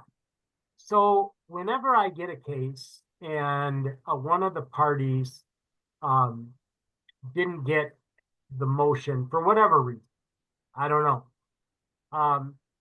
What I try and do, because I believe in my heart of hearts that everybody's entitled to due process, meaning reasonable notice and an opportunity to be heard. So what I'm going to do is this. I'm going to give you the option. Do you wish me to proceed today, or do you wish me to instruct Mr. Ewing to renotice this motion for a couple of weeks to give you a chance to respond to it more fully? I'll give you that option. Oh, that's not good. Mr. Ewing, are you still with me? Yes, sir. All right. I just lost Miss Bird. So let's give her a second to get back on. Okay. Can you think of any reason why she wouldn't have gotten this? Yeah. So I've mailed it out last week, so I don't know why she wouldn't have got it. Did you mail it out at least 9 days before today? No, it wasn't 9 days before. Okay. Well, see, the court rule says that if you want a motion, you've got to serve the other party. If it's by mail, you have to send it at least 9 days before today's date. Yeah. If you're going to hand it to her, meaning put it into her hand, then you have to give it to her 7 days before. So technically, the notice isn't proper. Okay. So I need you to renotice this, meaning I need you to reschedule this for another motion date. I do these usually every 2 weeks, but it's up to you when you want to schedule it.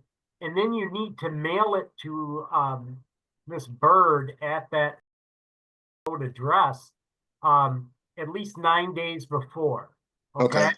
Can you do that? Yes, sir. Okay, then I will adjourn this. And if she ever does pop back on, we'll tell her that we postponed it for a couple of weeks or longer to give you a chance to get her a copy of that, and then we'll listen to whatever you got to tell me at that time. Okay. Okay. Have a great weekend. You're all set with me. All right. Thank you. You bet. If she pops back on, and, if you want to just bring her in and I can tell her what we did. What was that? I said if she pops back in, because I lost her. Yeah, I know. Yeah, I'll do that. Okay, I get thanks. it. We are so sorry about that. The laptop died. We don't have a charger. All right, so yeah, Beth's supposed to. Yes. Yes. All right, let me tell you what I did. His notice was not proper. He told me he mailed it out. He didn't mail it 9 days before. So I adjourned it and he's gonna refile it and give you proper notice, okay? Okay, thank you so much, sir. But you're all set. Thanks, Beth, for helping out. Yep, no problem. Thank you. Happy Valentine's Day. And you as well. Thank you. So, I have read your motion, Nicole. And you got a copy of that, Dean? Yes, I did. Okay. Anything you want to add to that, Ms. Howe, before I hear from Mr. Howe? Yeah, just one thing. Since filing that motion, for the house, I don't know how it's gonna work because in our divorce, it says that it was supposed to be split 50-50. And since filing that, I have found out that the house is actually in foreclosure and it's supposed to be, yeah, it's, supposed to be an auction next month on the 5th. I have paperwork on it and everything. So I don't know how it's gonna work with it being in our divorce that's supposed to be sold and it's already up for auction starting on the 5th of next month. Well, all I can tell you is that they will sell it. But I doubt that the 50% is going to amount to any significant amount of money because normally they buy these houses on a huge discount. I know, but I have been asking him in regards to this, if it is in foreclosure and stuff, and I would get no, no, no, no. And he's known since as far back that I can tell October of 24 and stuff. So I don't know. I want to be able to get my stuff out of the house. And he has since before, during, and after the divorce changed the locks and everything. And I can't get the rest of my belongings or my daughter's belongings out of the house. Before they take my house, I just want to get the rest of my stuff and my dog. What's going on, Mr. Howe?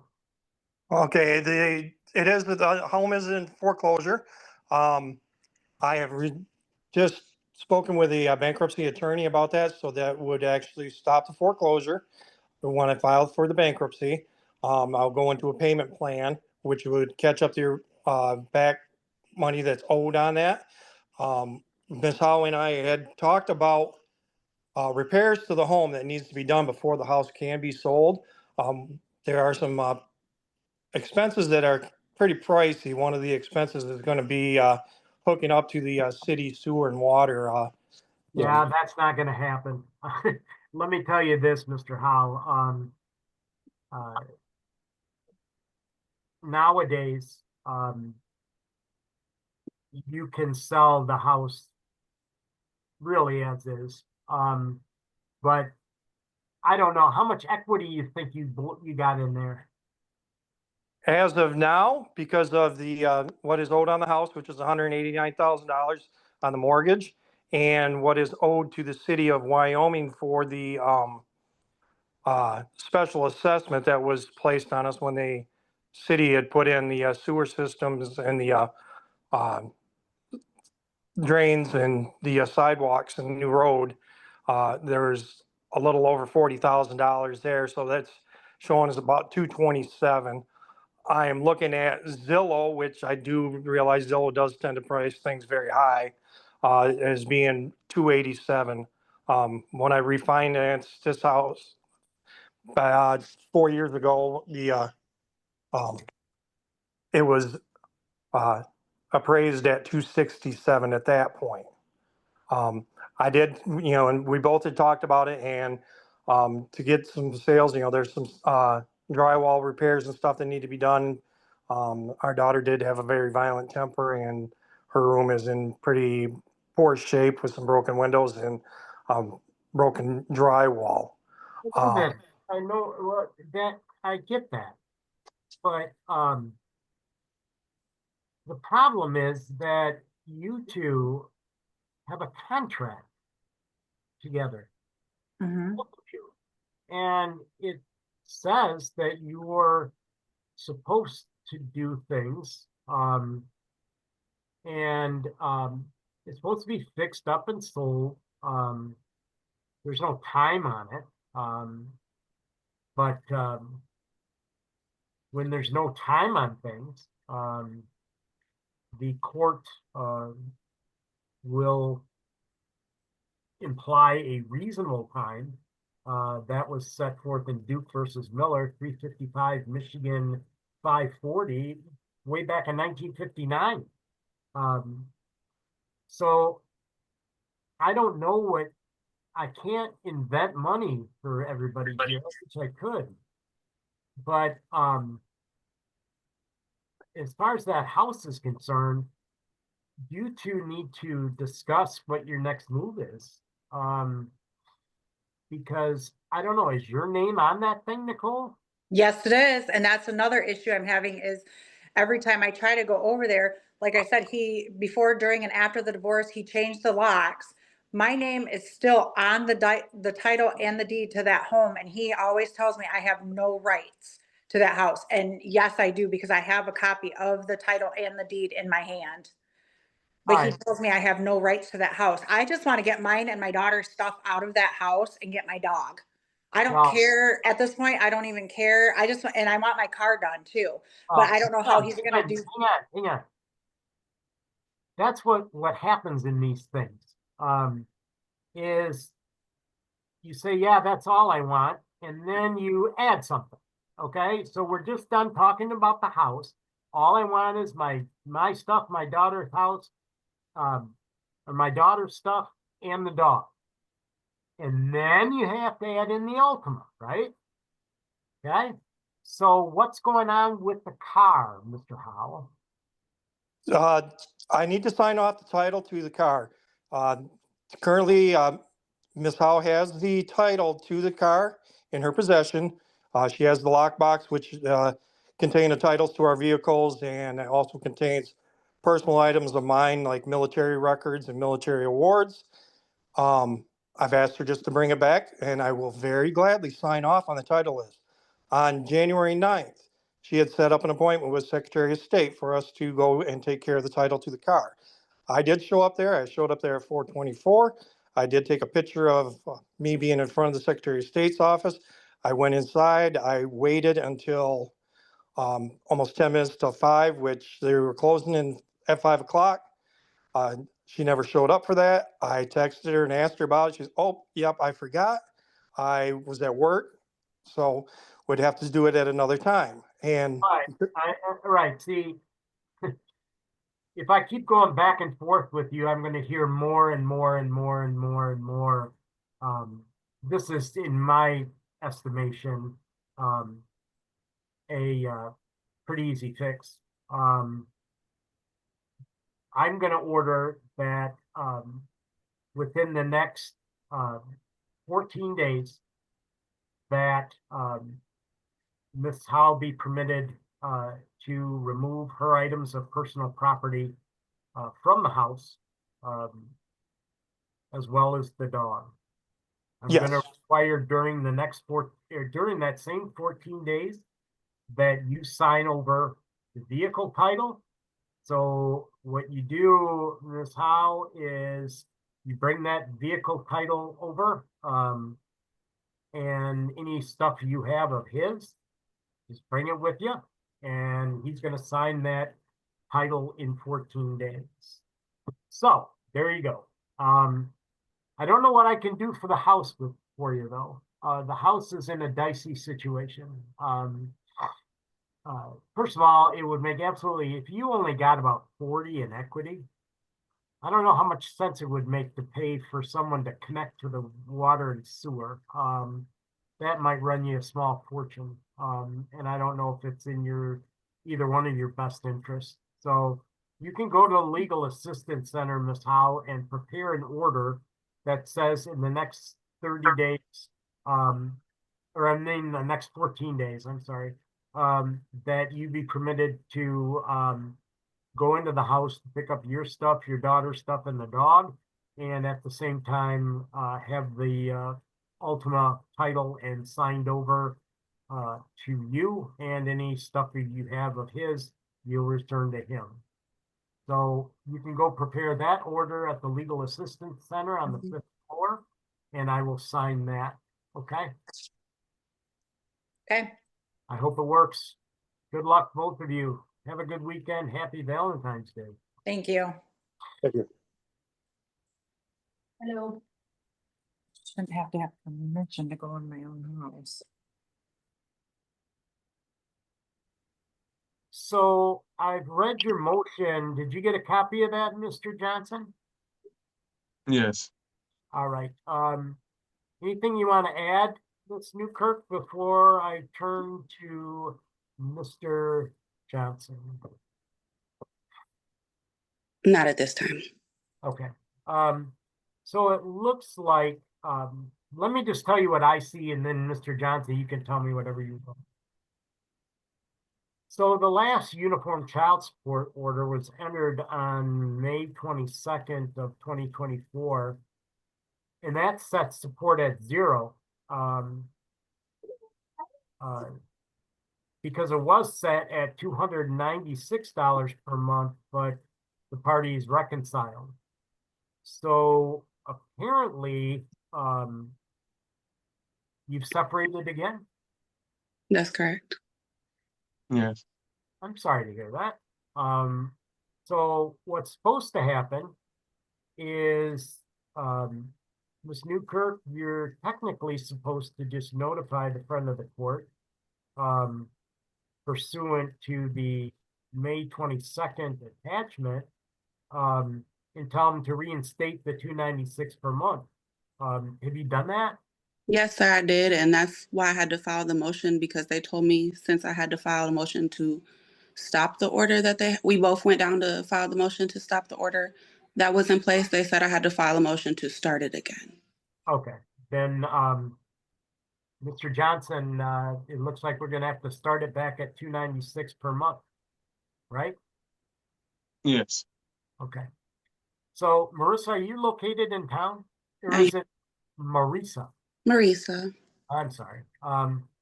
So what I need you to do is go to the 5th floor Legal Assistance Center. Tell them you need a uniform child support order, which sets support at $296 like it was before. And that will be effective on February 1, okay? Because the motion is dated 1/27, so I have to start it at the first charge date after that, which is February 1, okay? So you prep that up, and then you send a copy to Mr. Johnson, and then I'll sign it, okay? I was hoping that they would revisit the support amount, because that was back when I was working full time and he was making significantly less than what he is at now. I just had our son 8 weeks ago. So, and I didn't expect for this to happen the way that it did. So with me now being a stay-at-home nursing mother to our 2-year-old and our 2-month-old, I was hoping that the friend of court could revisit the support amount ordered. Well, I think it has to, because that one's only based on one child, isn't it?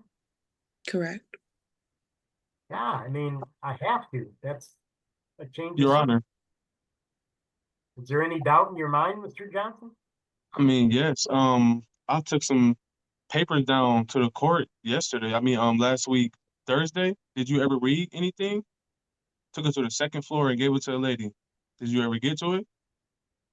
Let me explain something to you, Mr. Johnson. I'm Or a do firm you? believer. Hang on a second. I'm a firm believer in the right to represent yourself. You seem like a nice guy.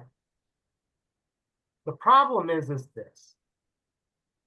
By court rule, all responses to motions need to be filed with the court 3 days before. So the answer is no. I didn't get a response from you, nor would I, From if you filed it too late. from last week Thursday? Is it this one? I got a bunch of stuff. Is this the one? Yeah, I got that. I got your text message, or it's got text messages and all that with it. I mean, yeah, but did you see why I left? Like, I really came here. I didn't care about child support.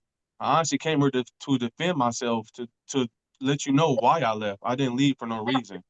You don't have to. I would never ask you that. Okay. Because this is, if this were a parenting time motion, then all that's relevant, but it's not. This is only a child support motion. Yeah, so what would I do about parenting? Because she's not trying to let me see my two sons. Yeah, She what not you got to she, do, what you yeah, got to do. yeah, You yeah, want me but to she answer not you, trying or to, want to keep interrupting me? Good. Can I go now? yeah. What you have to do is you have to get that issue in front of me. So you have to file your own motion for parenting time and notice that out. Send a copy to Miss Newkirk at least 9 days before you schedule it. And then I can deal with your parenting time issues. But I can't deal with them in a child support motion because one doesn't play on the other.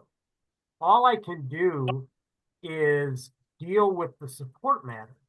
It's not that your parenting time isn't important. I think that's the most important thing here. It's just I need to hear that in a motion you file with notice to Ms. Newkirk, and then I will be happy to address that. Does that make sense? Yes, that makes sense. Can I ask another question? I know you said that with claiming kids, you don't care about that, but I she don't has get five. involved in that. Yeah, yeah, yeah, yes. But can I just say something? Like, can you Sure. help me out with a question I got? Sure. She has 5 kids. She's claiming 3 of them. You can't claim more than 3. If she not letting me claim my 2 kids, she might let her auntie or her mom do it. What do I do about that? I'll hear that in a motion too, but I'm gonna send child support to the friend of the Yeah, I court. understand the child support. I don't really care about the child support. Well, you do because that's where the tax exemptions are part of your child support issue. Okay? Sir. Child support and child support and tax exemptions are covered under excuse me, under one umbrella. So Yeah. when you do that, when you go to the friend of the court, they will probably want to know how you're going to divvy those up, because what's going to happen is they will base support on net income, and net income is determined by all kinds of things, but also by what you tell them. And that means tax exemption. So they will deal with that at that time. But I didn't know, how do you come up with she can only claim 3? I mean, I thought that was a law in Michigan. You only can claim 3 kids. Well, so you can claim 5 kids? How many kids can you claim on Texas? Wow. No, I think You can claim you have 100. I don't know. But it's more, I don't know of any law that says 3, but you can ask the friend of the court to be happy to do that. okay, so 9. So how much money will come out on the first? Just asking. Well, I'm gonna, because I have to, it has a provision in there that if the parties separate, then it goes to 296 on the date that the first charge date after her motion. Her motion was filed on January 27, so the first charge date after that was February 1. So she needs to prepare a uniform child support order that sets the 296. I'm going to do an order to send child support to the friend of the court. And at that point, you can talk to them about the dependency exemptions. If it's left up to me, I enforce those. But there's nothing written in any documents you have at this point. So the friend of the court will listen to both of you on that issue and set a support based on a lot of factors, one of them being how many dependency exemptions you claim. If I'm asked to weigh in on that, I always tell people, look, it's part of your support obligation, so it's going to make your income go up or down depending on how many you have. So you have to take that in consideration, but the friend of the court will go through it all with you. Okay? May I say something? I think you have already, haven't you? In response, I mean, he says that I haven't let him see the children, but he hasn't tried to see the children. I love my kids. She's just You saying stuff do now, man. love your I kids. always been there for my kids. I was living with her, paying every bill. Stop. Oh my Lord. Okay, you can, oh my Lord, all you want. Okay, this is not She's just being manipulated. That's all she doing. I love my kids. She know I do. I love my kids. Now I don't love my kids all of a sudden. So what did I tell both of you? I just got done saying this. This is a child support motion. It is not a parenting time motion. If you want me to entertain parenting time, you got to bring it in front of me in a proper motion, and then I'll look at it. Okay, but until then, this is child support, and I'm doing what the agreement that you both signed was, to set it back because you're no longer together. That's all I can do. And then I'm going to send it to the friend of the court so they can investigate all these issues like dependency exemptions, incomes, this type of thing. That's what they're going to do. So bring them up there. And if you want me to take a look at parenting time, file a motion. I'll be happy to set that straight with both of you. But I can't today. It's only a child support matter. I'm not going to listen to Mr. Johnson. I'm not going to listen to you on that. No offense. It's just not in front of me. I can't listen to anything that's not properly in front of me. Okay? I understand that. All right. You're all set, both of you. Thank you and good luck. For the record, I'm joined by the division chief of the family division, Ms. Michelle Smith-Lowe, from the prosecutor's office. Ms. Smith-Lowe, good morning to you. Good morning, Your Honor. So if you will permit me, a complaint for paternity was filed on July 8th of 2024. It was served on August 10 of 2024. An answer was filed on August 27 of 2024. Genetic test results were filed with the court on the 19th of November of 2024, indicating that Mr. Sims is indeed the father to a scientific certainty of the child whose initials I will use as MDS. A pre-hearing conference was scheduled for January 21st of this year at 9:30. The support as calculated by Ms. Smith-Lowe's office is $438 in base support per month, $9 in ordinary medical, for a total of $447 per month, commencing on August 1 of 2024.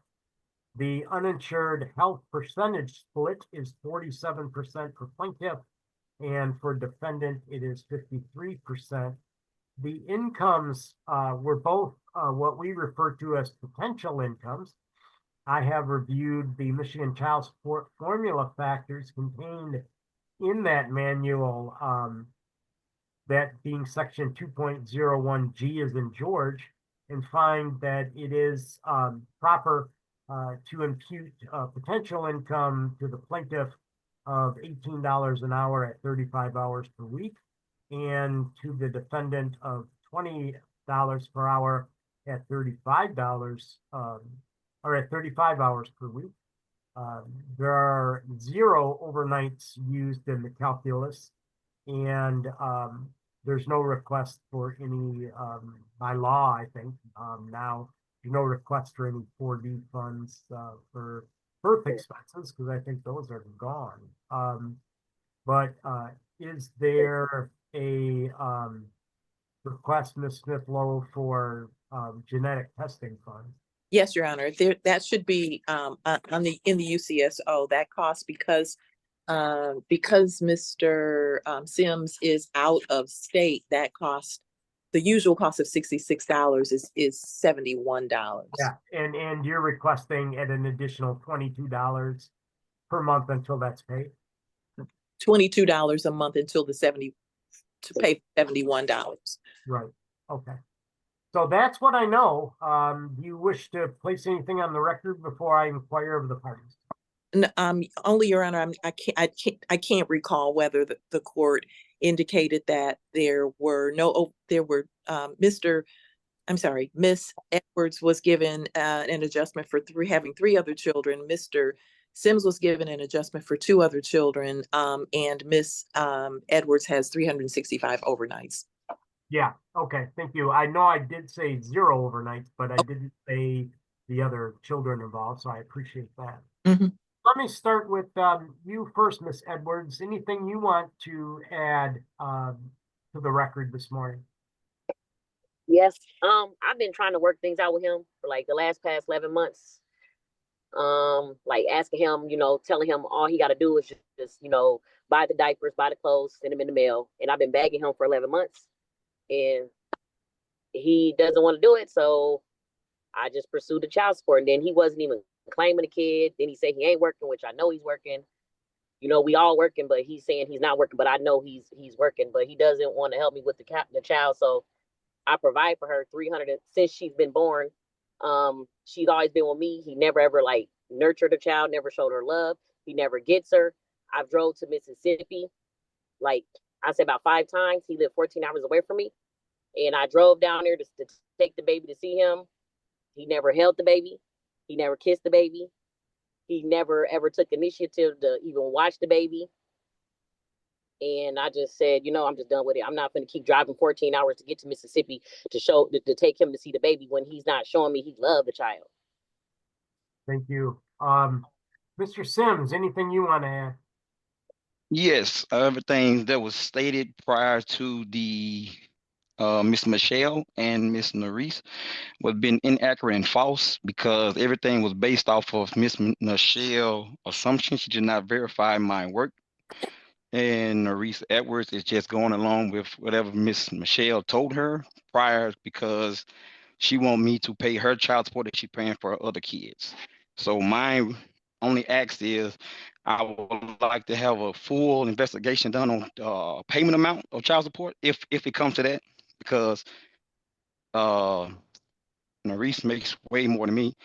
And yes, I do odds in jobs, of course, but permanent job, no, I do not. Okay.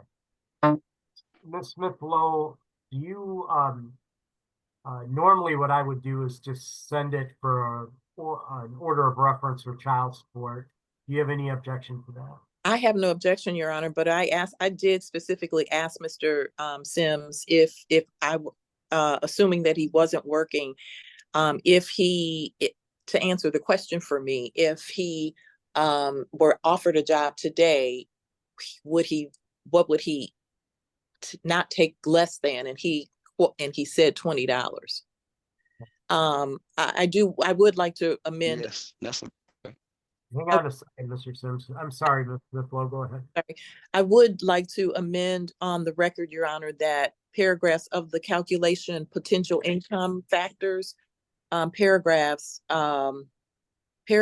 E and F relate to Kent County and not where he is living. So that would need to be corrected.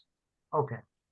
So here's what I'm going to do. And what I normally do with this, I am going to adopt this recommended order today, but I'm also going to grant Mr. Sims'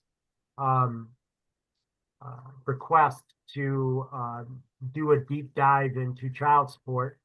I will do an order of reference on child support to the Kent County Friend of the Court for an investigation and recommendation to the parties. So I will do that today, and I would ask both parties to make sure that the court and the friend of the court has the correct contact information. They don't forward mail. So I will, we'll do a deeper dive into this child support, and obviously any relief would be effect the first charge date after today, which is March 1. I will do that today, Mr. Sims and Ms. Edwards. I will send that issue to the friend of the court, and I will enter this in the interim. So thank you. Your Honor, can I say something? Your Honor. No. Okay. No. Well, what are you going to tell me? Thank you. Appreciate it. Are you just going to go ahead? What are you going to? No, I just want to let you know that he's really working. He's a truck driver and he doesn't want to pay child support. That's the whole thing. He does not want to pay, but see, I'm going to do a deep dive on that. So if he is working, and the friend of the court will find that out. Thank you. He's 1099. You're not going to find out. He's 1099. I used to work for this. Miss Edwards, I'm not going to ask. Okay, I'm just letting you know. Okay, I'm just letting you know. It's not my first rodeo, Miss Edwards. I've done with this a long time. Okay. People aren't clever to the point where I don't know if I'm getting played or not. Okay. So the friend of the court is the same way, and the Smith Lowe is the same way. We've all been doing this for a long, long time. Okay. So believe me, trust and verify is always our mantra. Now have a good weekend. Thank you. Thank you. Thank you. Yeah. I expect that this will come over as a temporary order the way it is, and then referral for a final order. Yeah, as long as your office is out of the picture, because I know you. Would that put you guys out of the picture? No, we would. Friend of the court would make us aware when a final order is. Okay, that's my point. I want to make sure you're aware of that. Mm-hmm. Thank you. Yeah, thank you too. Okay, I'm going to go through things on the record. Then we're going to hear from Ms. Smith Lowe, and then we'll hear from the parties. But suffice to say, a complaint for child support was filed on July 3rd of 2024. It was served on the defendant, Kim, on July 18 of 24. An answer was filed on the 19th of July of 2024. Ms. Smith Lowe scheduled a pre-hearing conference on August 13 of 2024 at 9:30. There was then a motion to revoke an affidavit of parentage, which was denied on September 13 of 2024. There were a couple of other pre-hearings scheduled. One was October 31st of 2024, and then again on December 16 of 2024. The child support, is calculated by Ms. Smith Lowe's office, was $729 in base support, 10 in ordinary medical, for a total of $739 per month, starting on August 1 of 2024.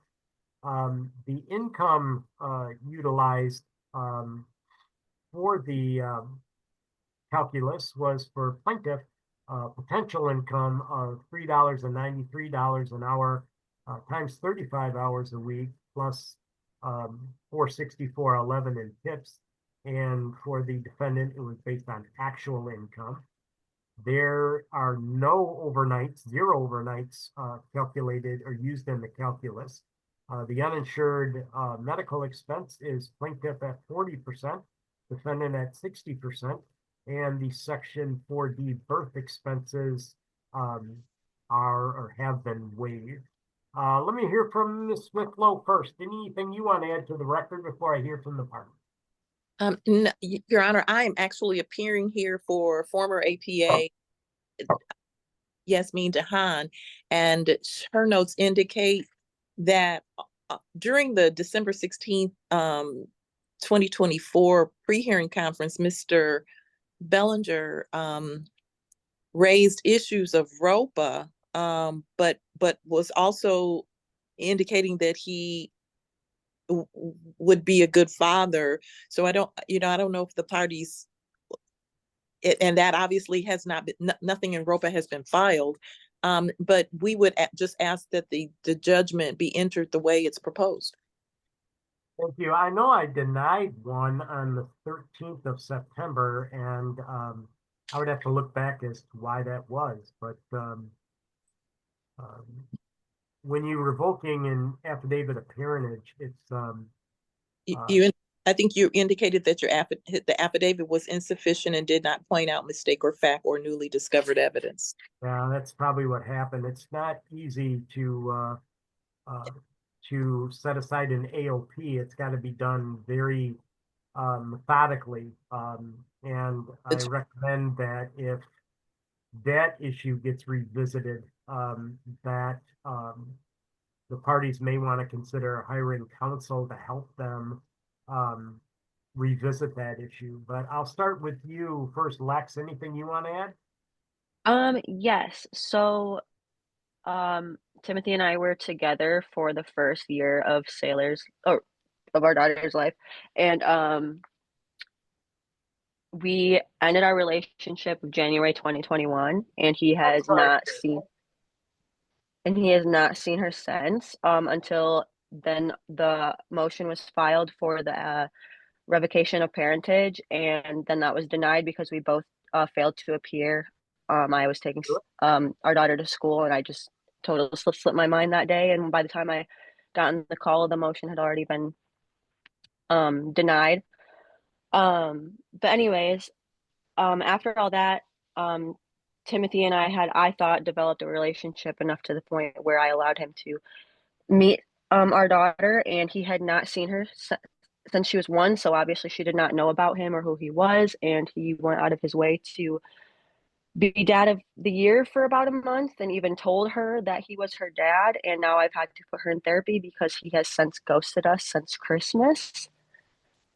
And I am just confused because I'm not sure what he is trying to do here. I think he was just trying to avoid paying child support, and once he found out he still had to pay for her insurance or child support is when he seemed to dip out. So when you use the term "he ghosted me," are you saying that he didn't? Usually my clerk ciphers these things for me, but does that mean he just didn't have any contact with you or your daughter? Correct. He was giving rides to school for about a month consistently. He had promised he was going to show up on Christmas and bring gifts for our daughter, and then he had just completely stopped communication, didn't message us, didn't let us know what was going on. I had texted his partner, into which I was informed that she had no idea that he was even involved in her life like that, or that he was her father.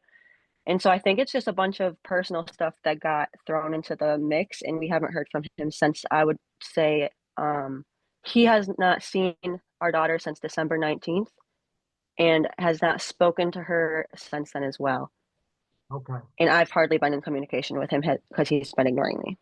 So I just want to tell both of you before I hear from Tim is that this motion, and I hate to sound like an officious bureaucrat to you, but this motion is strictly child support stuff.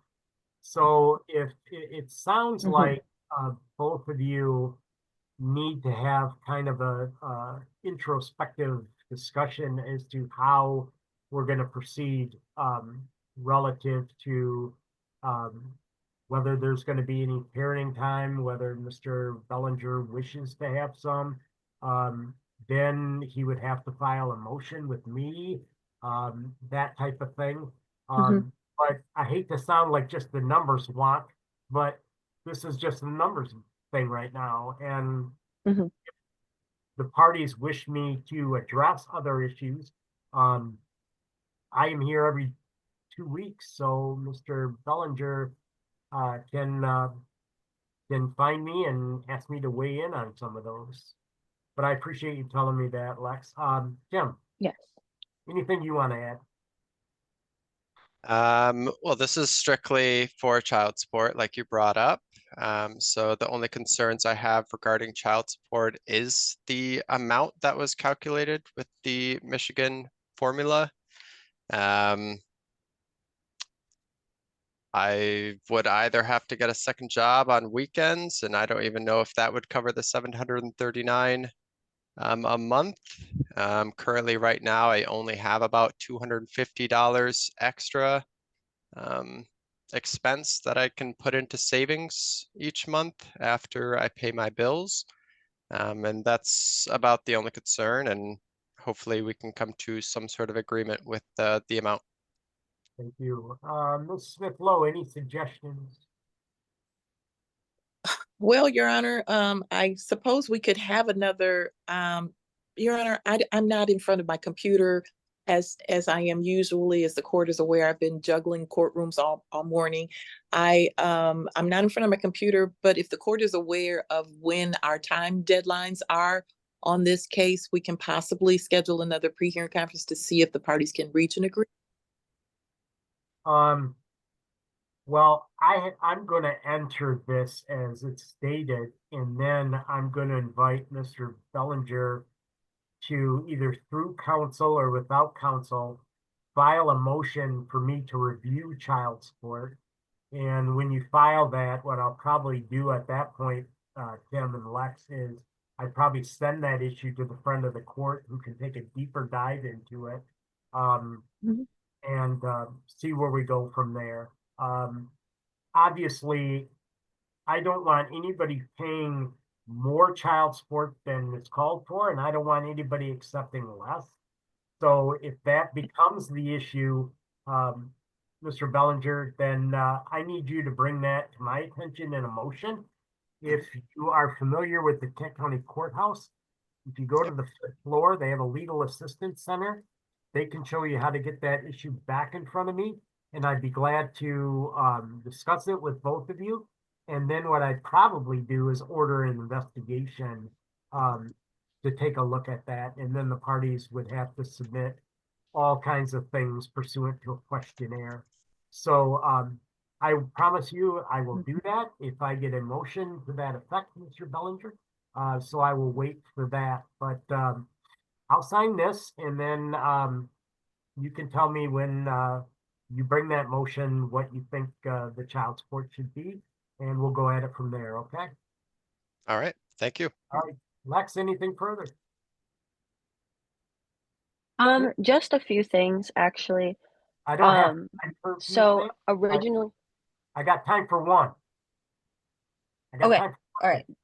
Basically, it just has to do with income, the income calculation. well, what they're gonna I do. don't, I can't speak for his income, but I know that I have not worked that job, that the earnings for my income. Yeah, I actually am self-employed currently, so I don't think that that'd be accurate. I'm not trying to run Tim for his money. I never originally wanted child support, so I never got that impression one bit from you, Lex. And I didn't get the impression that Tim doesn't want to pay anything either. I think you're both straightforward people. And I promise you, if this issue gets back in front of me on a motion, they will do a deeper dive on all this. Okay. And I promise you that I will listen to whatever you got to tell me. Okay? Okay. We both are all set. Have a good weekend. Happy Valentine's Day. And we're adjourned. Thank you. Thank you. All right, thank you for your time. Thank you. Do you prefer I address you as Remy? Yeah, please. Okay, I will. No problem. Either way. Yep. Certainly. I would be happy to. So this is your motion for custody. Did you get a copy of that, Ms. Wachira? I did not. Ooh, that presents a problem. Let me ask you, Remy. It says here that on the 3rd of February, you sent or served a copy of this motion, a Uniform Child Custody Jurisdiction Enforcement Act affidavit, and notice of this hearing to Elizabeth by first-class mail at their last known address. And the address you put on here was on Forest Hill Avenue. Is that accurate? It's not. Hang on. I'm with Remy first. Okay. Okay. Yes, that's the address I used. That's the last known address that I had, and also That's the last known address that the court has. And I did mail that first class mail, and I do have a receipt. Okay. Elizabeth, what address does the court have you at? It's supposed to be 2127 Chrisland Street, Northeast, Grand Rapids, Michigan, 49505. Okay. And I have provided that address to Elias since July of 2024. He's had that address. Did you make sure the court has that new address? Like I'm not sure. There's a lot of things that I had to change my address with. Okay. I know I've done it with the state. I did it with friend of the court. Like, I don't know. Honestly. Well, one of the requirements is that you also change it at the court because of just this possibility that that we end up in court, and you've both been very patient, and one party doesn't have a copy of the motion and the other party does, which kind of puts things at a serious disadvantage to one of the parties. So Remy, did you get have you had that last address that Elizabeth said? So she has told me previously that because they've been in a situation where they don't have a home, so I had asked where the kids were staying, and she had given me that during the holidays. That's the address that they were staying. That's where we were staying. Right. Hang on. You've both been very patient, but I can't have people interrupting people. I'm sorry. It's number one, it's not polite, and number two, it cuts out microphones, so I can't hear what the other party's telling me. So I guess my question is, Remy, do you have her current address? No, no. So they've been moving from house to house, so I do not know what her permanent address is. The address that she's said at Chrisland is a temporary address, to my knowledge. Okay. How long are you staying there, Elizabeth? At the Chrisland address? Yes. It's my mother-in-law's. Like, I'm allowed to stay there indefinitely. I can use her address for my mail. I can do that. We are trying to build a home, and our property doesn't have an address right now. We can't get mail there. Okay. So if I said what I'm going to do, because I think it's important, especially on a motion regarding custody, I want everybody to be on the same page here. So what I want you to do, Remy, is I want you to reschedule this, and I want you to use the crystalline address, and then we'll see if that does the trick when you bring it back to me. Okay? Okay, sounds good. I just want to be fair to everybody. So I'll adjourn that and be looking for that in the mail, Elizabeth, okay? Yes, sir. Thank you. Have a good weekend, both of you. You too. Yes. Happy Valentine's Day. And you as well. Thank you. All right. It looks like I have everybody. So this is plaintiff's motion. This Woods motion relative to parenting time. Let me tell you what I know, and then I'll turn it over to the parties.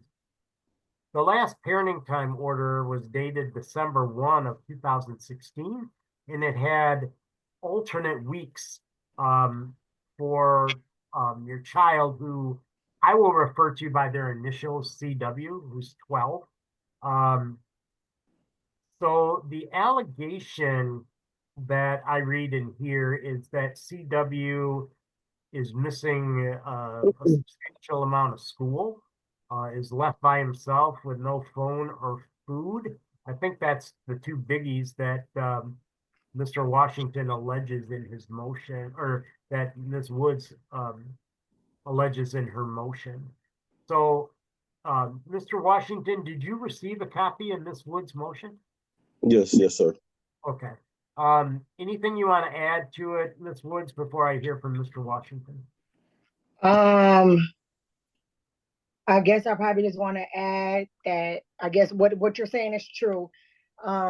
There could be more, but a lot of stuff I didn't add to the paperwork because when I what do you want to call it? When I say stuff to him about what is being said to me or others, CW gets in trouble for it. So there's a lot of things that I didn't, put in the thing also.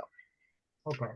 Well, Mr. Washington, you got a copy of Ms. Woods' motion. I'll give you the floor. What do you want to add?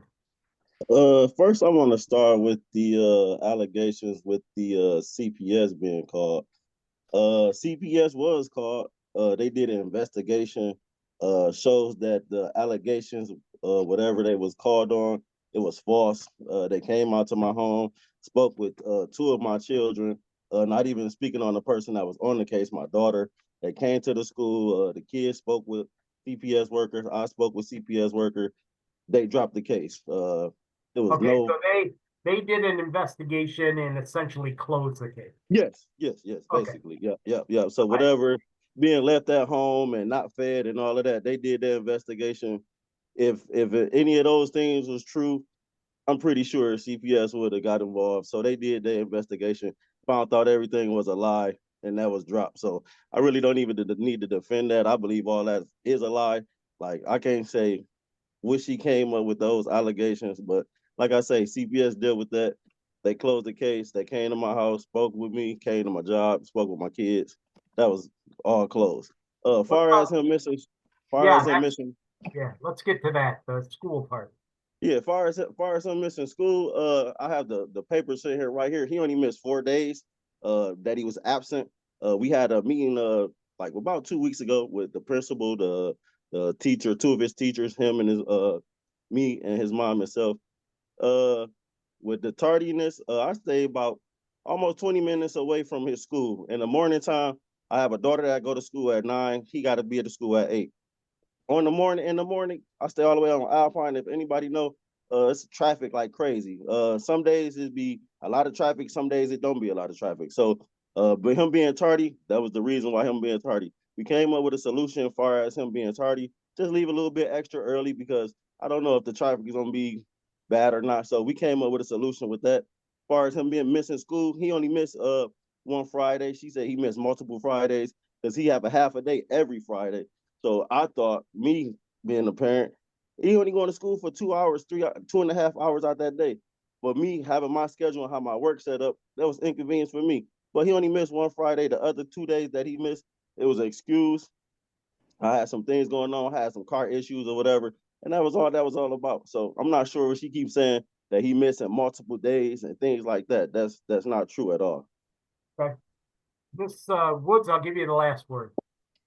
Well, as you can see that it's in the paperwork. I gave the attendance records and everything, and he can't say that that's not true because that was the first and only meeting that he's ever been to. He's never been to conference or anything, so he can't say that what the agreement was came upon when it came to the attendance and everything else like that. My son is due to be evaluated, and because of him, thinking like, oh, there's nothing wrong with him and everything else like that. That's the reason why the meeting, in the beginning also was set up.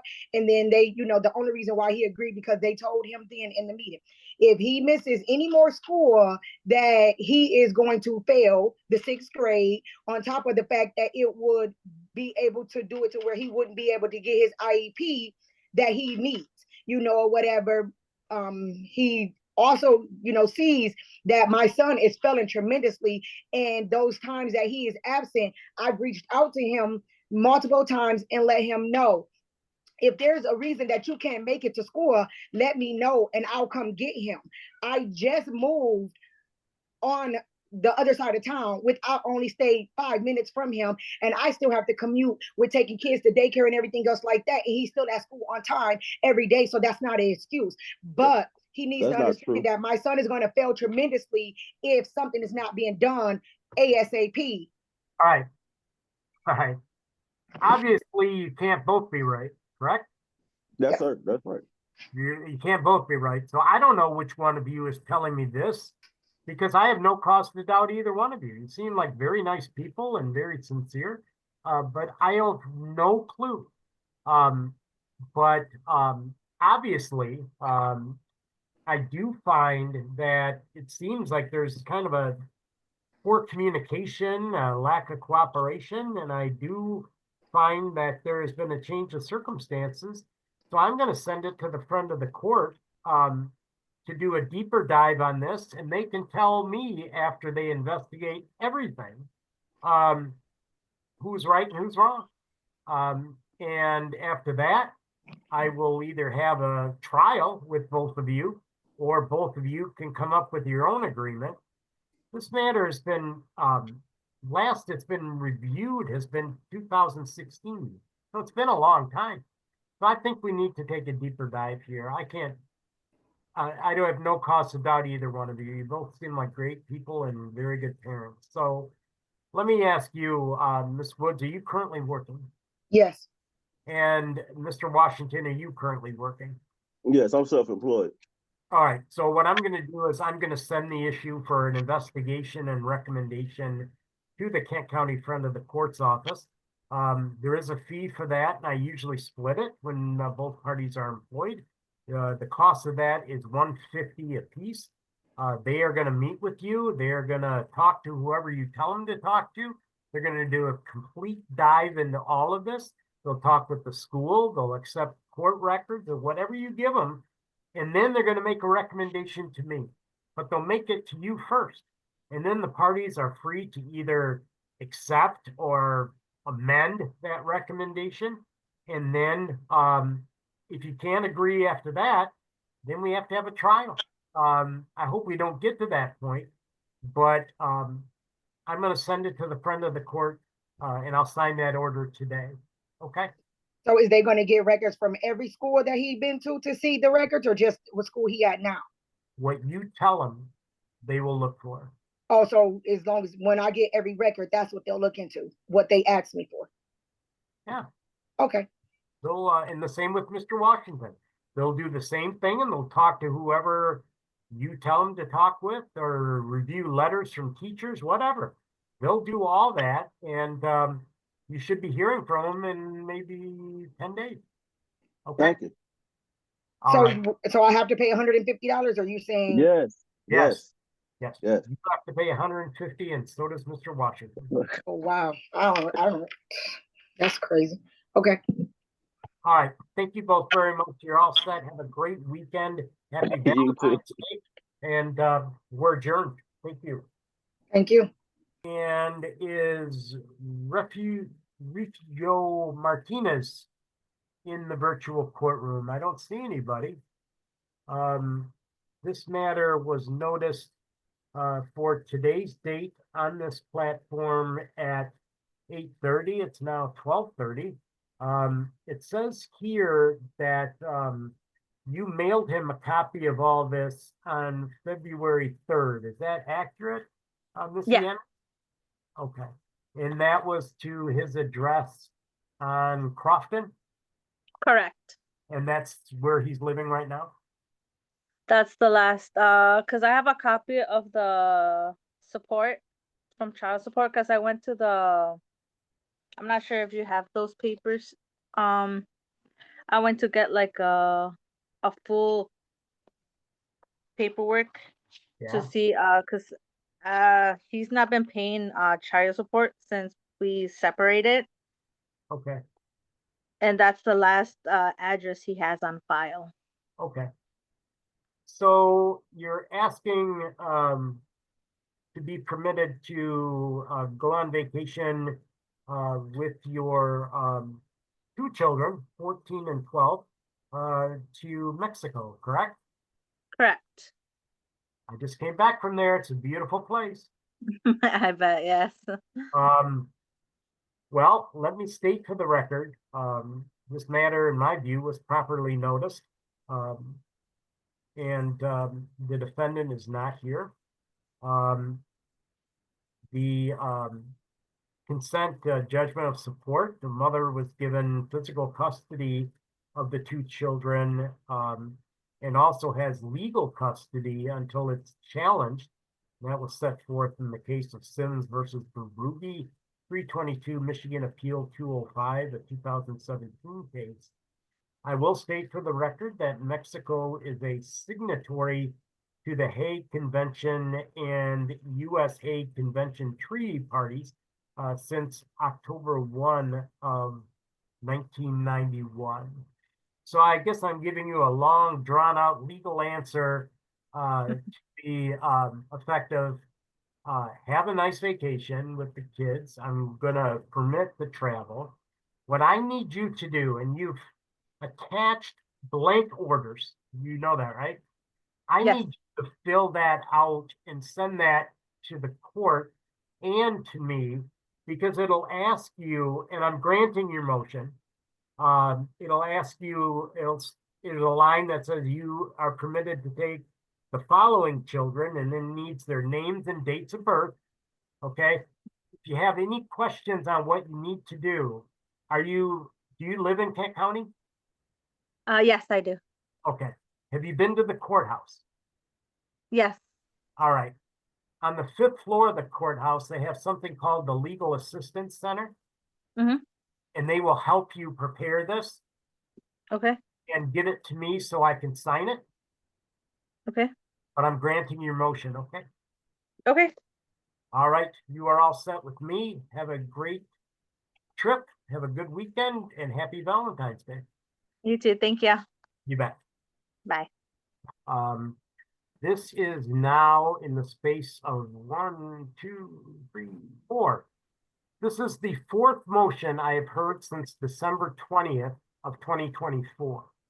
And what I'm going to do from this point forward is I reserve the right to either award court costs to one or both of you, or I will hear the matter without oral argument, because this is not, and I repeat this, this is not your own personal dispute resolution center.